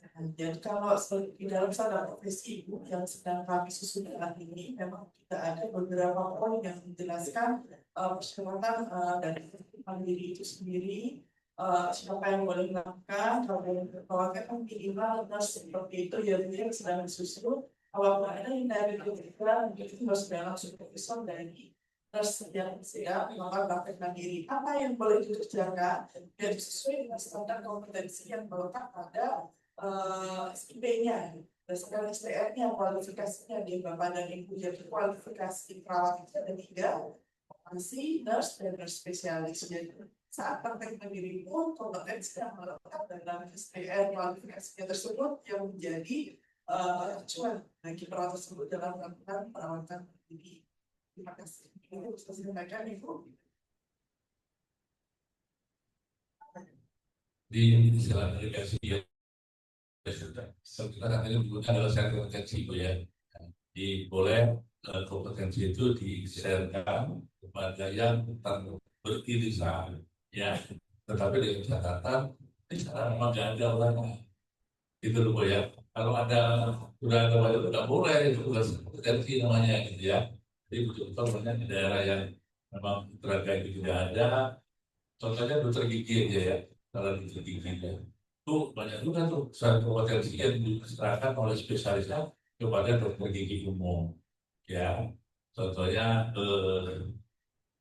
cabut gigi gitu ya, dokter gigi itu kan tuh namanya ahli konsultasi gigi, tapi dalam praktek sehari-hari karena di situ tidak ada ahli boleh dilakukan oleh dokter gigi umum yang memang mendapatkan pelatihan untuk itu.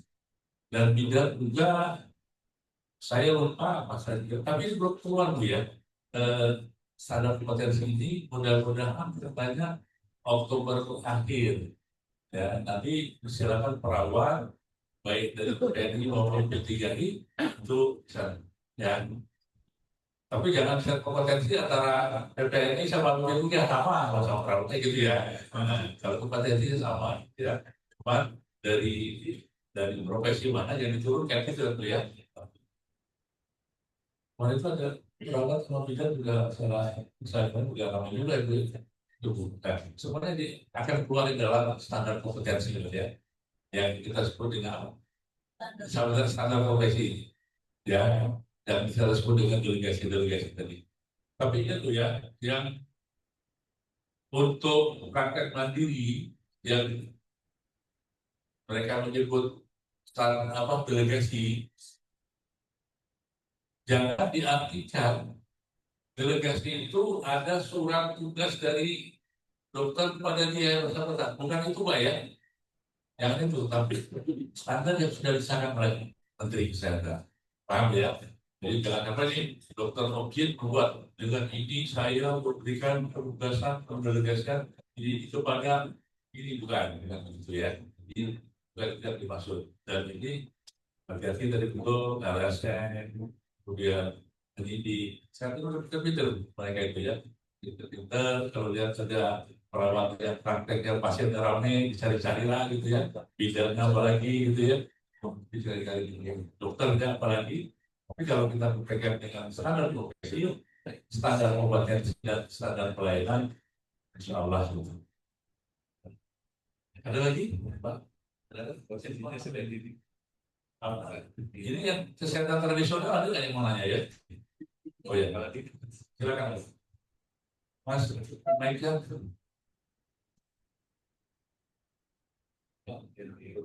Ada yang menanya atas? Ya, kalau naikkan.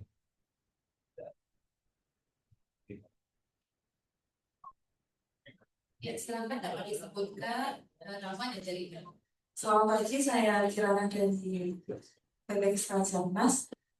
Ini ada beberapa pertanyaan mengenai pelayanan kesehatan tradisional terkait dengan PP 103/2014 Permenkes 17 tahun 2021. Di mana ini kan sudah banyak pasien kesehatan seperti di puskesmas, biasa dan instansi pendidikan kesehatan tradisionalnya pun sudah ada di Klaten, di Poltekkes Kabupaten Surakarta, jurusan D3 Jambi. Akan tetapi banyak yang belum mengetahui tentang pelayanan kesehatan tradisional dan regulasinya. Di sini saya ingin menanyakan apakah nanti akan ada pengenalan tentang pelayanan kesehatan tradisional, penertiban bagi pelayanan kesehatan tradisional yang ilegal. Karena kan di sini ada beberapa gria sehat ini yang belum legal dan ada instansi pendidikan yang memberikan gria sehat sedangkan tidak sesuai dengan Permenkes nomor 14 tahun 2021. Adakah nanti penertiban dan dari pejabat yang berwenang tentang ketidaksesuaian itu? Terus yang ketiga, adakah sinergi antara kesehatan tradisional dan konvensional? Terima kasih. Terima kasih. Dari PPK Stajanas, mungkin satu lagi, Bapak Ibu. Oh ya, silakan. Oke, terima kasih. Bismillahirrahmanirrahim. Sebelumnya saya Pramita Pratiwi dari Poltekkes Kemenkes Surakarta jurusan Jamu. Mungkin dari Bapak Ibu di sini ada yang sudah mengenal ataupun belum mengenal bahwa kita punya jurusan Jamu yang mana berasal dari simbah yang sama di Kemenkes Surakarta di Kemenkes Kementerian Kesehatan. Sebelumnya yang pertama yang kami ketahui bahwa dulu di RSST itu kan ada klinik keserak klinik Rosella kalau tidak salah. Nah, sebagai informasi bahwa kami dari Poltekkes Kemenkes Surakarta itu ada prodi D3 Jamu, program studi D3 Jamu, di mana kompetensinya itu adalah salah satunya pelayanan kesehatan tradisional seperti itu Bapak Ibu. Jadi lahirnya kami dulu pun juga didampingi oleh BPTO yang sekarang menjadi UPF yang Kestra, Dr. Sarjito itu, dan ada beberapa alumni kami juga yang berada di situ juga. Nah, barangkali kalau ingin menghidupkan kembali Bapak untuk klinik kestranya, kami ada mahasiswa alumni dari kompetensi di pelayanan kesehatan tradisional seperti itu, rawat jamu. Nah, kemudian yang kedua, puskesmas di Kabupaten Klaten ini ya yang kebanyakan juga sebenarnya sudah menyelenggarakan layanan kestra seperti itu. Dan di pelaksanaannya itu beberapa memang masih dipegang oleh nakes lain seperti itu. Nah, kami sendiri lulusan kami seorang nakes Jamu, tenaga kesehatan tradisional Jamu, mungkin bisa ada solusi untuk menggunakan lulusan atau dari alumni kami ya, di mana itu kompetensinya adalah pelayanan restoran seperti itu, yang mana juga kita dibekali ya, dalam hal ini PKL serta magang itu juga di puskesmas gitu ya. Kemarin nama ini juga di puskesmas di daerah Klaten, Boyolali seperti itu. Mungkin ada solusi untuk kedepannya untuk di layanan kesehatan di puskesmas ini mungkin bisa juga dari nakesar kami untuk dapat memanfaatkan kompetensi dari pendidikan di prodi di 3 jamu ini untuk membantu di pelayanan kesehatan. Barangkali seperti itu, Bapak Ibu, matur suwun. Wassalamualaikum warahmatullahi wabarakatuh. Waalaikumsalam warahmatullahi wabarakatuh. Terima kasih Bu Pramita. Satu lagi sekaligus. Oh, dokter ya? Karena belum ada. Oh, ada. Ada tak sampai. Di sini karena ada yang nanya tadi dari Ibu yang Poltekkes itu. Memang kalau yang lulusan jamu itu ada Dokter Puspita di sini dulu Sunan Suraji, dia buka Kriya Sehat dengan dari Suraji, itu stafnya juga salah satunya adalah lulusan jamu Poltekkes Surakarta. Nah, kami sebenarnya tertarik ya kayak gitu untuk stereo karena memang sekarang kita mengembangkan juga ya untuk ring kesehatan tradisional. Cuma ya ini lah dilemanya kami di manajemen ini adalah ketika kami mengajak kerjasama dan merekrut itu, tadi saya sudah ngobrol sama terkait hal ini. Yang bingung ini kita, karena masing-masing itu ngeklaim punya kompetensi dan punya kewenangan. Misalnya kalau saya di dokter itu teman-teman dokter itu nggak punya pengetahuan, tapi ada yang berpendapat harusnya itu juga dikawal oleh teman-teman dokter karena berkaitan dengan persiapan materi-materi kimiawi yang memang mirip dengan obat seperti itu. Contohnya teman-teman farmasi juga diajak dan mereka juga khusus juga. Kemudian hal-hal seperti ini yang menghalangi kami, mungkin lebih tepatnya Indonesia ya, bukan hanya kami, untuk lebih maju kayak misalnya dari Bu Hamla mencontohkan misalnya di China, di sana benar-benar integratif ya. Sementara kalau kita ini masih saling mengklaim, oh kami yang berat, kami yang berat. Jadinya kita yang di rumah sakit ini susah gitu. Mau apa ini nanti takutnya dasarnya nggak kuat gitu. Masih terus terang merasa ragu lah yang di rumah sakit ini misalnya pengen mengembangkan betul-betul kami berminat, tetapi karena masih ada teman-teman ini saling kalau saya bilang nggak akur gitu tadi saya sebutkan di awal ya Pak Sari ya simpang siur gitu. Nah ini mohon kalau saya tadi bilang bahwa bisa dijembatani gitu KKI supaya kami bisa pesatker ini bisa benar-benar mendaya gunakan secara komprehensif. Kalau misalnya saya contohkan lagi teman-teman dokter itu antar dokter aja suka kompetensinya itu masih ribut gitu. Ribut. Tapi ini kita diberikan kewenangan kalau di rumah sakit, oke nanti kita bicarakan di ranah komite medik ditetapkan kewenangan itu. Nah kalau misalnya kami juga diberikan informasi yang atau regulasi yang lebih rinci terkait ini, rumah sakit bisa mengatur terkait dengan kerjasama layanan secara internasional, ini kami senang sekali untuk depan. Itu yang terima kasih.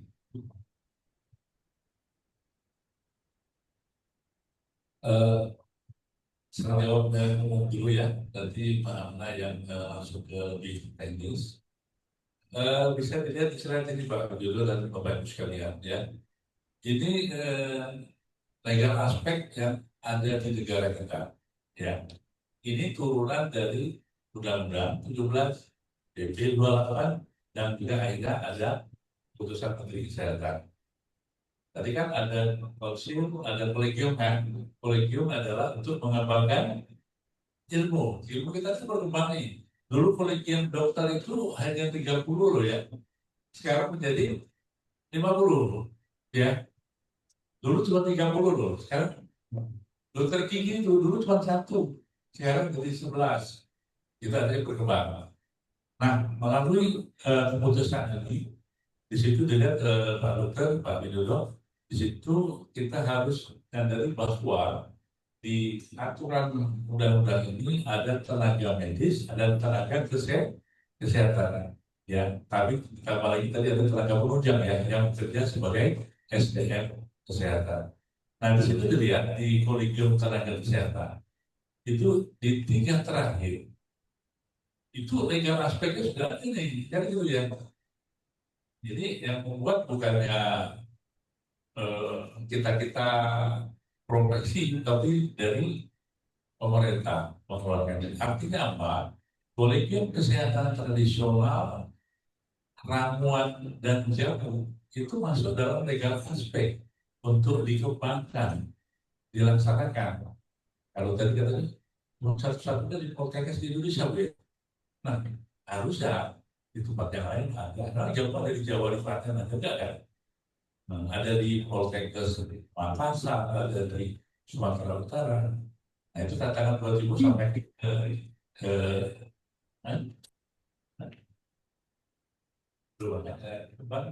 gitu ya, itu tantangan. Fakultas kedokteran, yang Pak Jodoh ya, fakultas kedokteran berapa sekarang?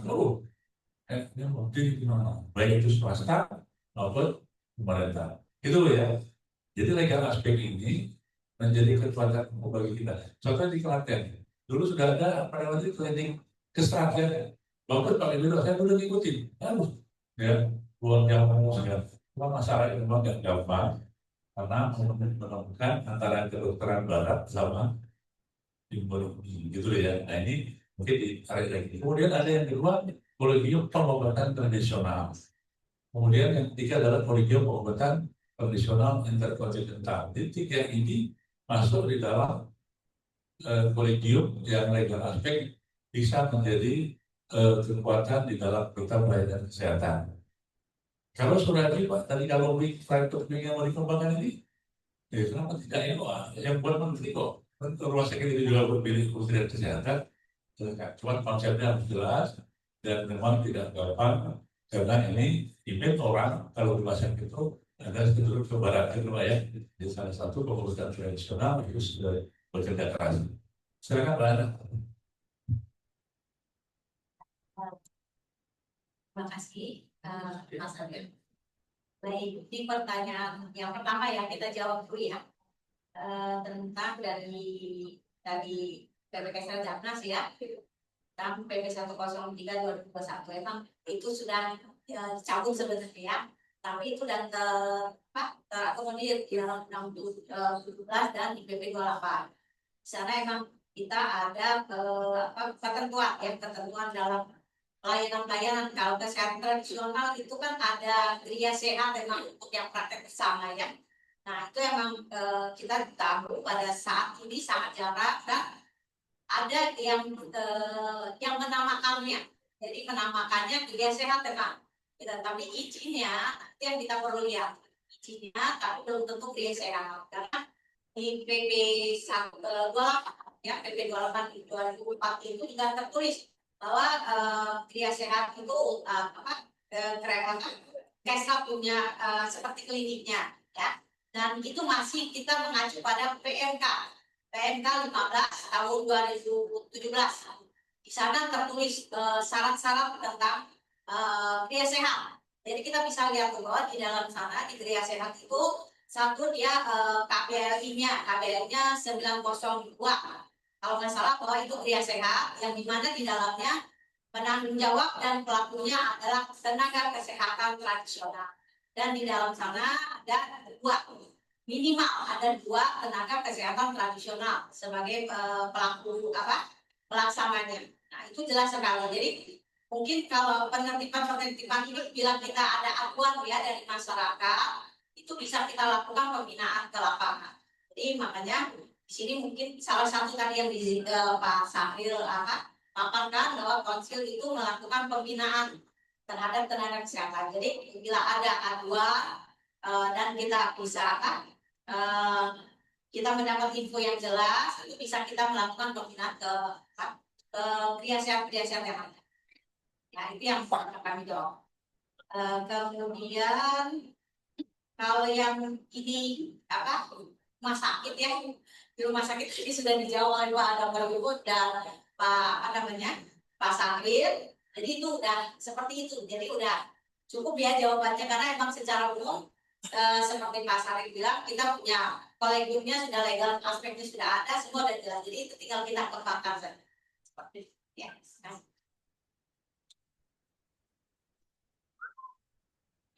Sudah terjawab ya kan saat ke strat ya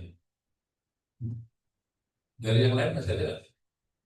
Oh ya Bu ya, jadi terakhir tapi nanti dari keperawatan kalau mau ada pertemuan setelah ini juga masih boleh. Kesehatan tradisional boleh ya, kita bicara di teknis sehingga kita akan spesifik tadi akan pembahasannya. Silakan Bu. Terima kasih atas waktunya. Assalamualaikum warahmatullahi wabarakatuh.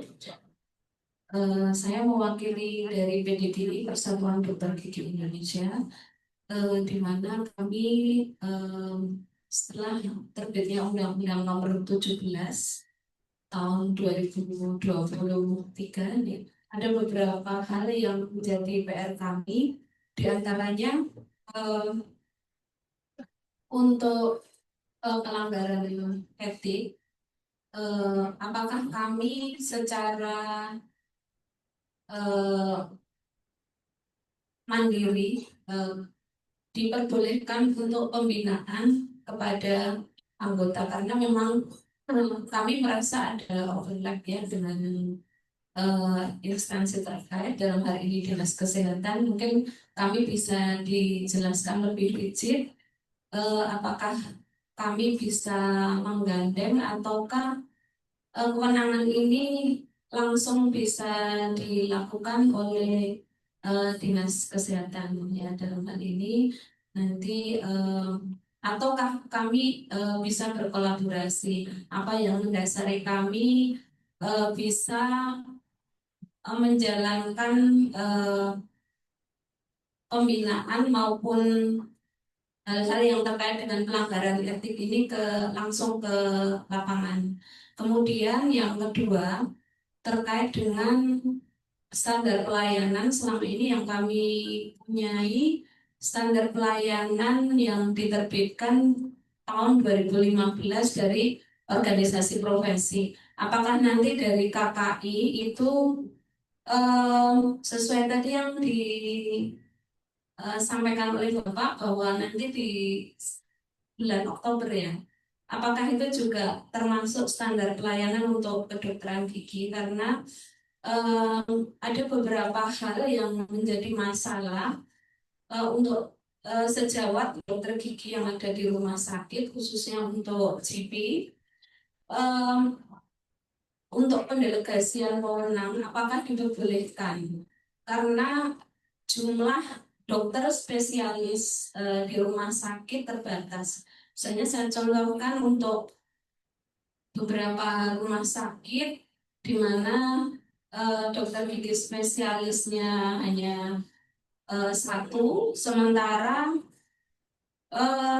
layanan yang harus diberikan itu harus mencakup rujukan-rujukan dari FKTP se-Kabupaten Klaten. Jadi mohon solusi, dan ada laporan juga dari sejawat GP yang ada di rumah sakit ini dari BPJS memang sudah mulai mensoal ya tentang hal ini, dan ini menjadi kendala kami dalam melakukan upaya khususnya untuk teman-teman kami yang ada di rumah sakit nih. Mungkin itu. Jadi mohon solusinya. Terima kasih. Assalamualaikum warahmatullahi wabarakatuh. Assalamualaikum. Atau dari PDG ini, ya, Bu, jadi apakah OP diperbolehkan melakukan pembinaan begitu ya? Pada intinya ini kita ada slide yang mengatakan hal tersebut. Kemudian untuk pendelegasian kewenangan, Kiki bisa diganti untuk yang organisasi profesi.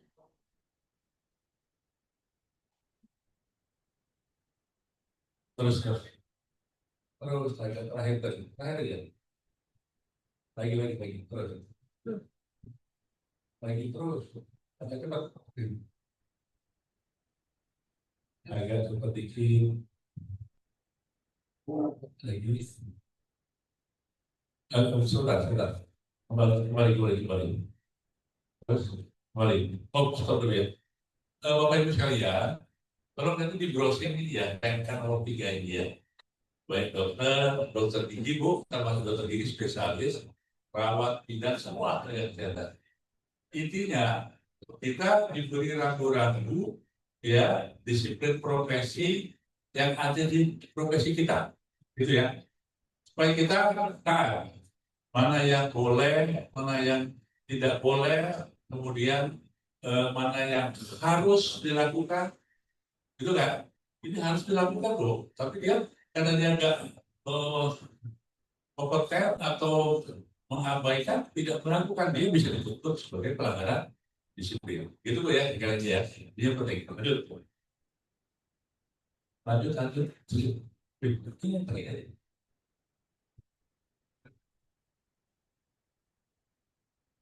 Nah ini Bu ya.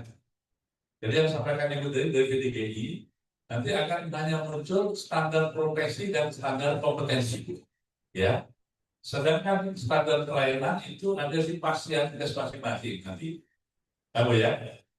Jadi nanti yang tadi yang 2015 semua akan disebut menjadi satu ini, ya. Nah, untuk yang kemarin disebut delegasi, kita punya sekarang share kompetensi, ya. Jadi betul. Saya kan tidak bawa dokter gigi, ramai Bu, ya. Ada dokter gigi spesialis yang mau kolegiumnya men-sharekan, kalau dulu sebenarnya mendelegasikan kompetensinya kepada dokter gigi umum. Itu ya, dokter gigi umum. Karena di sana dokter gigi spesialisnya memang ada yang tidak ada yang sedikit. Tapi ada yang tidak mau betul, karena nggak bisa diberikan. Ya, ada.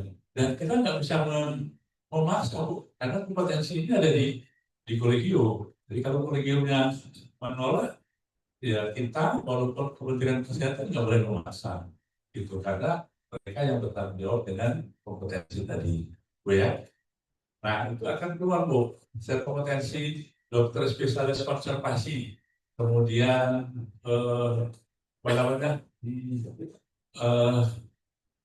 ortodontis, apa yang bisa diberikan dan muncul di sana, ya.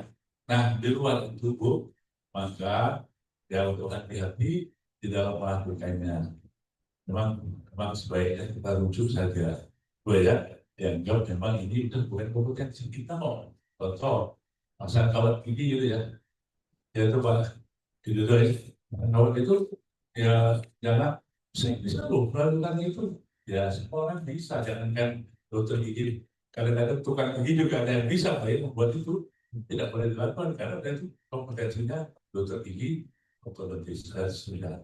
Jadi Bu, mudah-mudahan di akhir Oktober akan keluar ya standar profesi dan standar itu. Dan itu sudah melalui pembahasan seluruh kolegium, ya. Bukan oleh Kementerian Kesehatan loh ya, kolegium. Jadi ya, nah yang mengatur kita adalah kolegium. Apa gitu ya? Nah, OP Bu, ini ya, supaya nggak salah ya.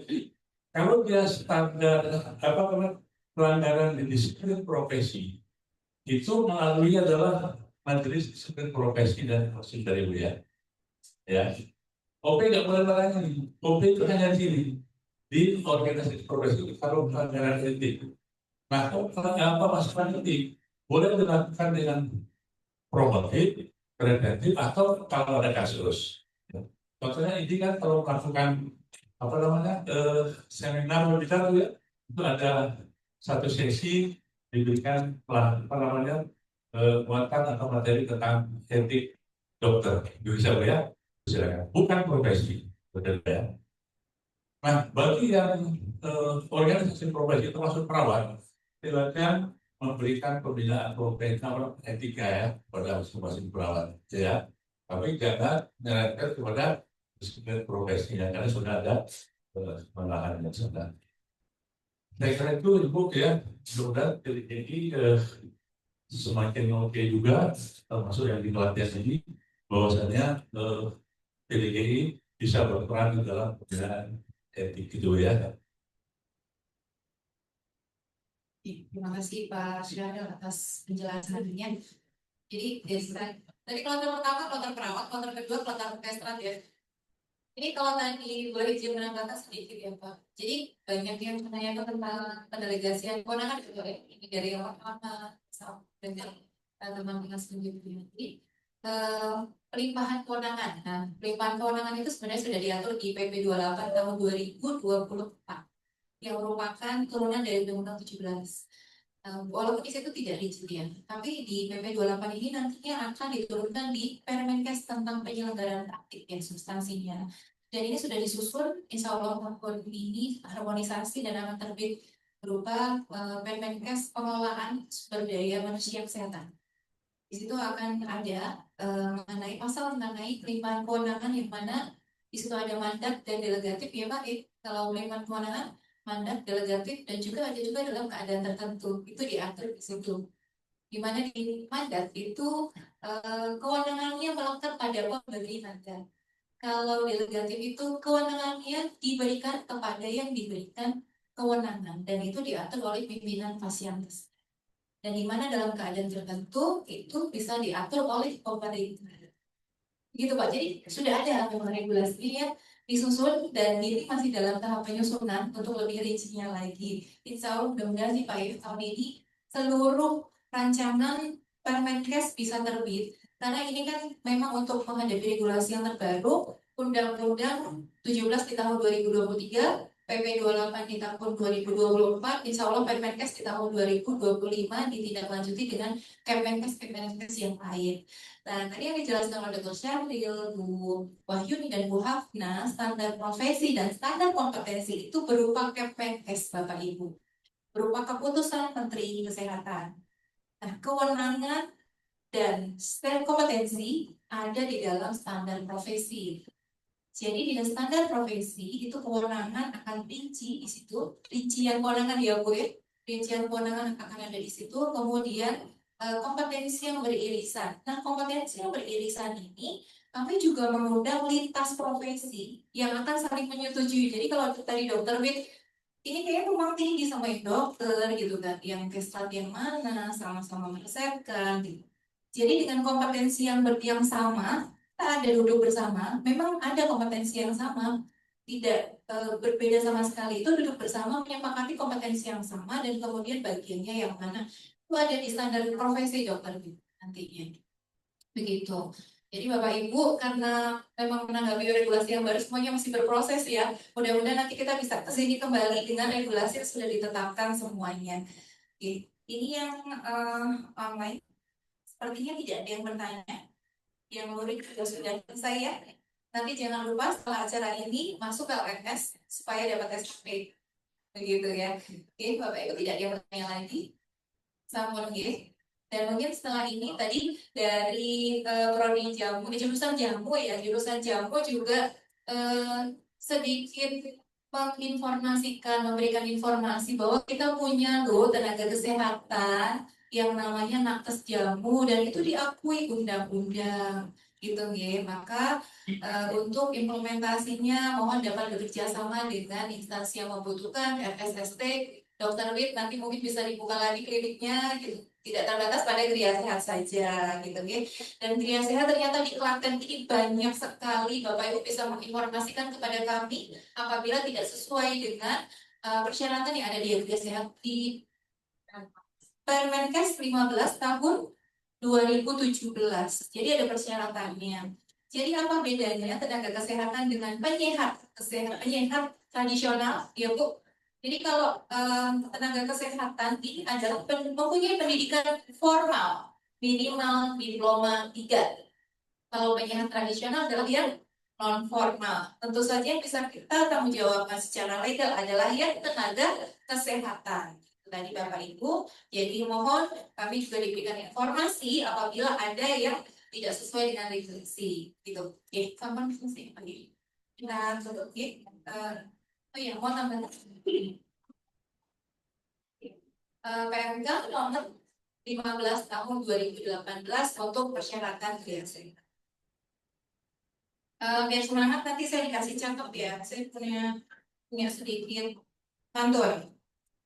bekerja giat menjalankan amanah, jangan lupa selalu konsisten. Terima kasih telah mensukseskan pembinaan profesi di Kabupaten Klaten. Tepuk tangan untuk kita semuanya. Baik, dengan demikian kita sudah selesai sesi diskusi pada hari ini. Oh ya, Bapak Ibu semuanya ada link di depan bisa ditayangkan, Mas.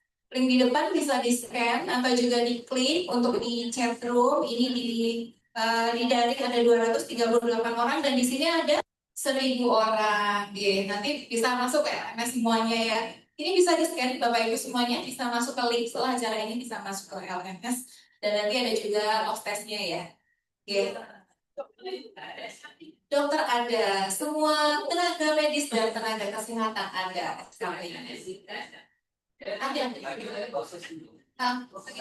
Oh ya, ada dok, nanti masuk aja semuanya akan kita berikan SKP-nya. Gratis semuanya, tidak berbayar. Ada dok, nanti semuanya ada SKP-nya, dokter gigi dan semua tenaga kesehatan. Oke. Ya, kita serahkan ke pembawa acara.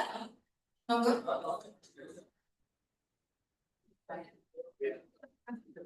Bapak Ibu yang kami hormati, demikian penyampaian materi pembinaan profesi pengajar medis yang disampaikan oleh Dr. Muhammad Syahri dari MPH dan dilanjutkan dengan diskusi dan tanya jawab yang dimoderator oleh Yeni Sulisawati ST PKM dan alhamdulillah di ruangan ini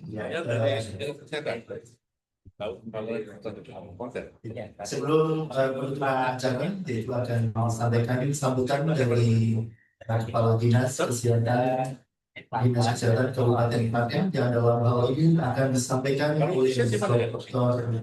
Syahriar Arifin selaku Kepala Bidang Pelayanan Kesehatan dari Dinas Kabupaten Klaten. Oleh karena itu waktu dan tempat kami persilakan.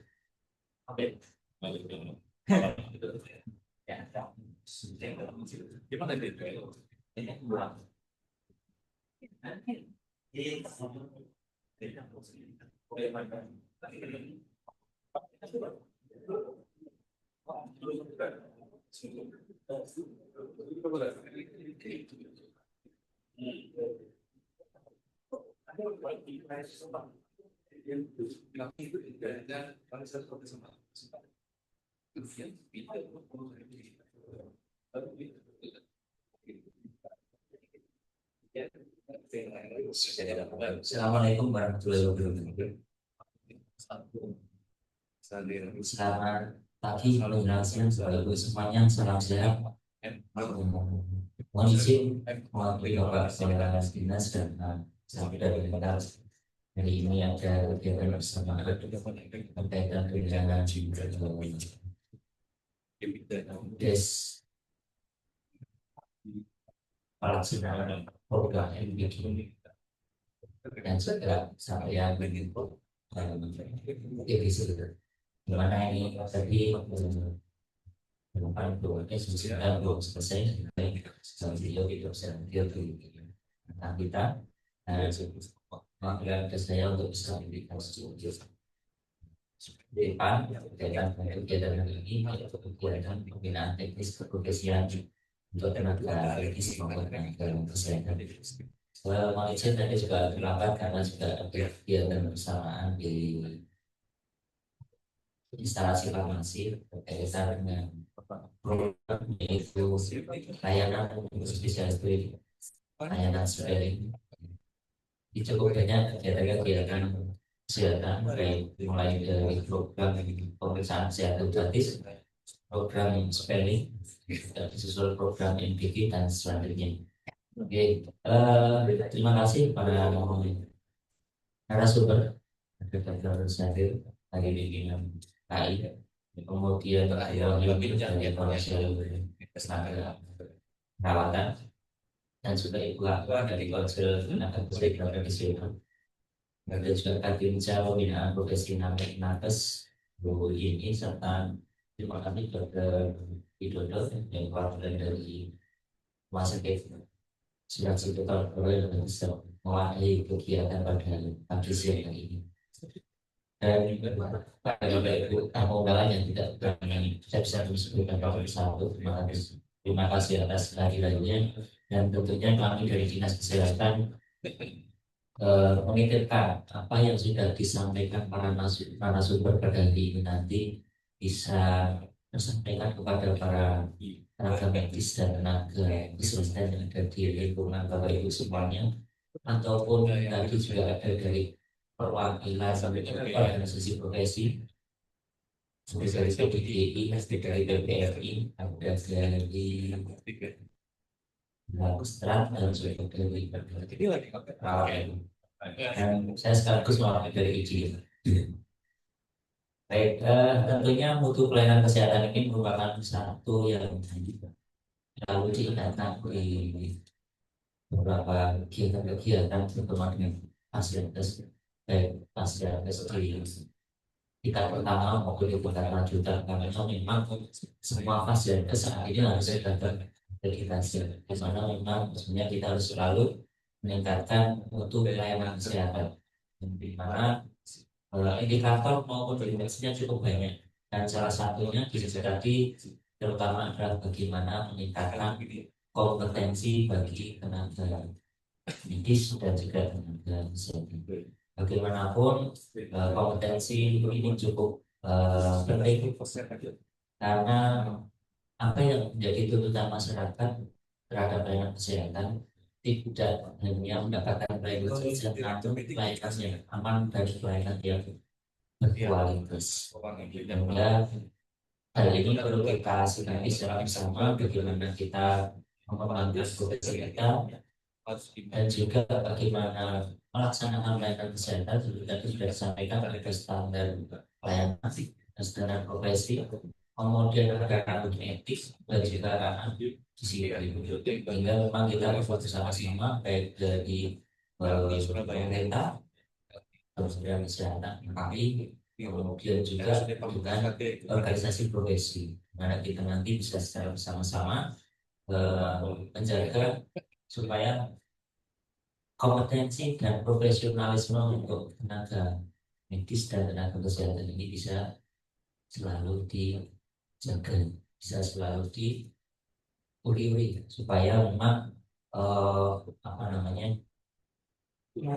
dalam menjaga profesionalisme itu bukan hanya saya kemarin sudah sempat belajar, namun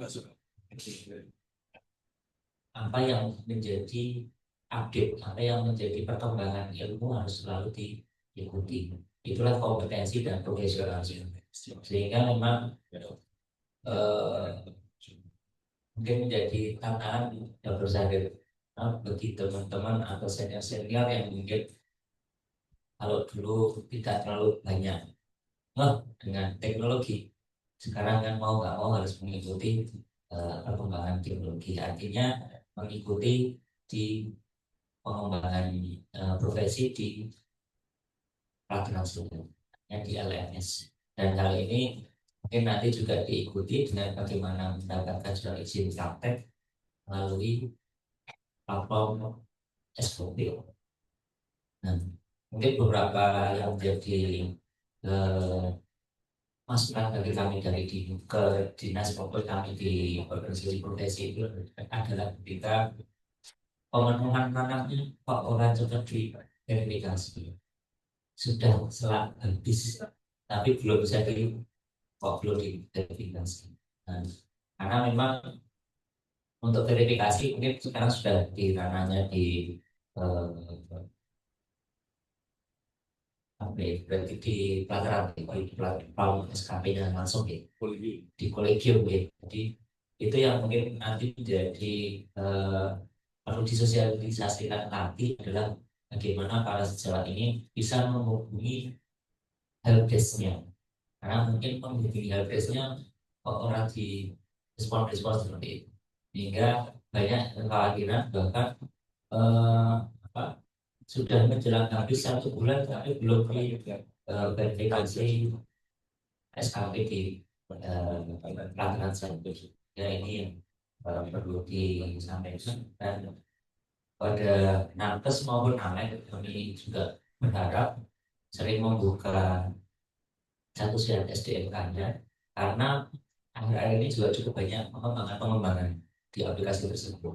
Banyak menu-menu baru bahkan yang di ID untuk mohon maaf untuk yang dokter kemarin untuk SKP platform ini juga sudah cukup banyak detail-detail baru bagaimana kita bekerja sama dengan pelayanan TBC supaya mendapatkan SKP itu ada. Bagaimana pelayanan PKG untuk mendapatkan SKP itu juga ada. Ini mungkin bagi teman-teman yang aktif di organisasi profesi nanti supaya bisa menyampaikan atau membuka SKP platformnya, kemudian bisa menyampaikan kepada teman-teman profesi yang lain. Mungkin itu yang bisa kami sampaikan. Sekali lagi kami memikirkan layanan masyarakat, layanan kesehatan masyarakat supaya bisa berjalan dengan aman dan berkualitas, dan di situ salah satunya adalah membutuhkan sebuah profesionalisme dan kompetensi yang perlu dijaga. Kadang ada kurang lebihnya kami mohon maaf. Waktu kami menyatakan kepada pelajaran. Assalamualaikum warahmatullahi wabarakatuh. Oh, agak bisa. Tidak mikro.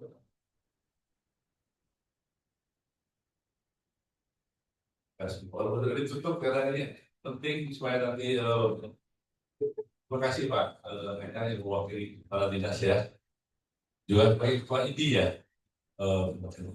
Jadi pertama yang saya dari bawah ini apa disampaikan oleh Dr. Ahyar tadi, bahwasanya kita harus proaktif mengikuti perkembangan ya, perkembangan sebagai magnet maupun sebagai nakes.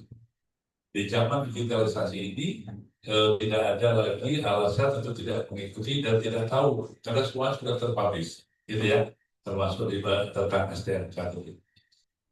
Pak Ahyar jawab Pak tadi, ini kita sudah mempublish ini, nah cuma betul ya, bukan hanya di Klaten, kadang-kadang ada yang mengakses helpdesk ini, itu ada yang lama dijawab, ada yang sebelum 2 minggu.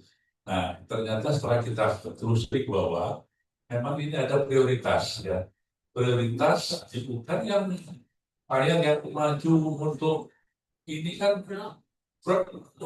banyak sekali, bahkan yang juga sebetulnya masih lama masuk juga itu, sehingga akhirnya kita prioritas yang memang sudah dekat waktunya itu didulukan. Jadi bukan berarti yang ini tidak dijawab, cuma karena kamu masih 2-3 tahun lagi loh, tenang aja gitu loh, kira-kira gitu. Jadi kita dulukan ya, begini gitu ya.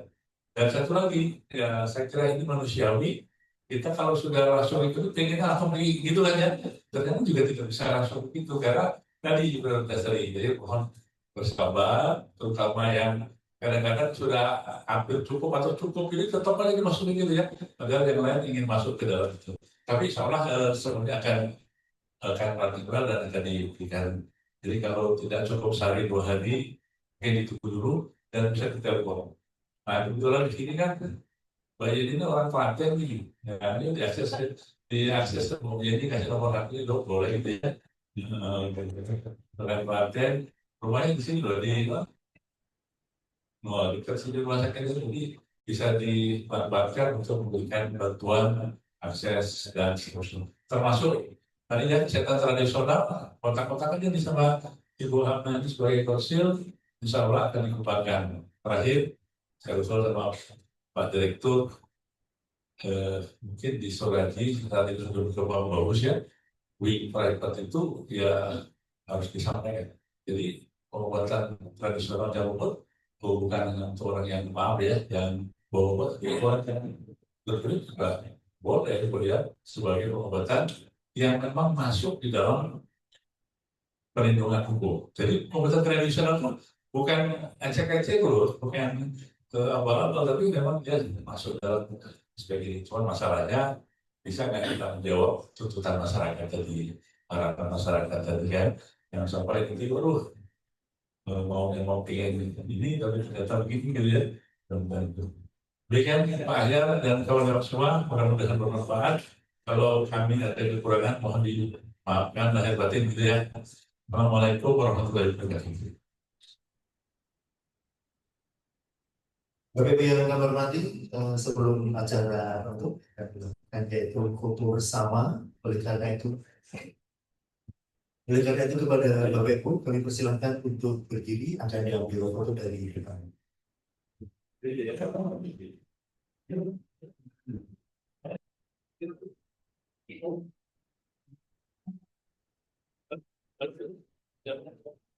Pak Iwan, dari P3I.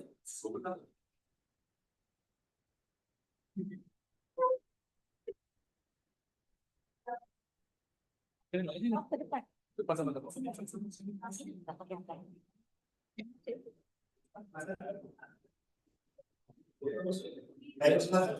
Bapak Ibu yang masih kosong, ayo silakan untuk maju mungkin ya, ya nanti kelihatan penuh waktu foto, ayo silakan.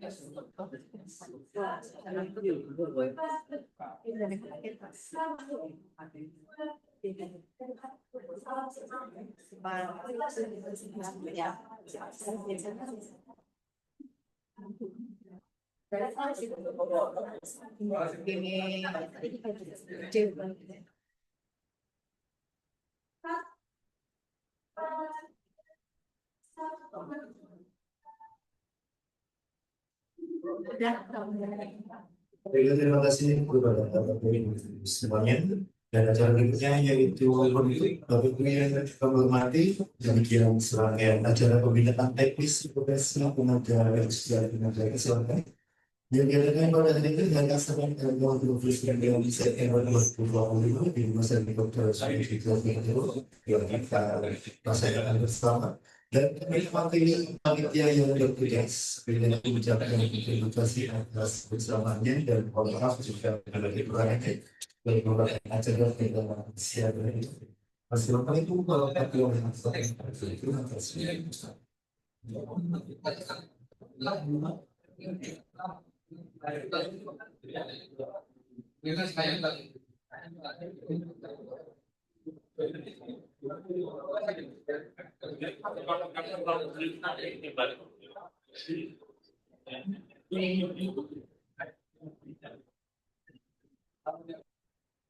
Mana nih Pak? Mau telat.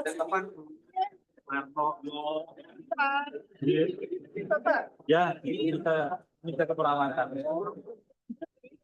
Pak Erwin. Datang. Jadi tutup sana kembali. Pak Amit dong. Pak, itu salah. Sama juga. Pak,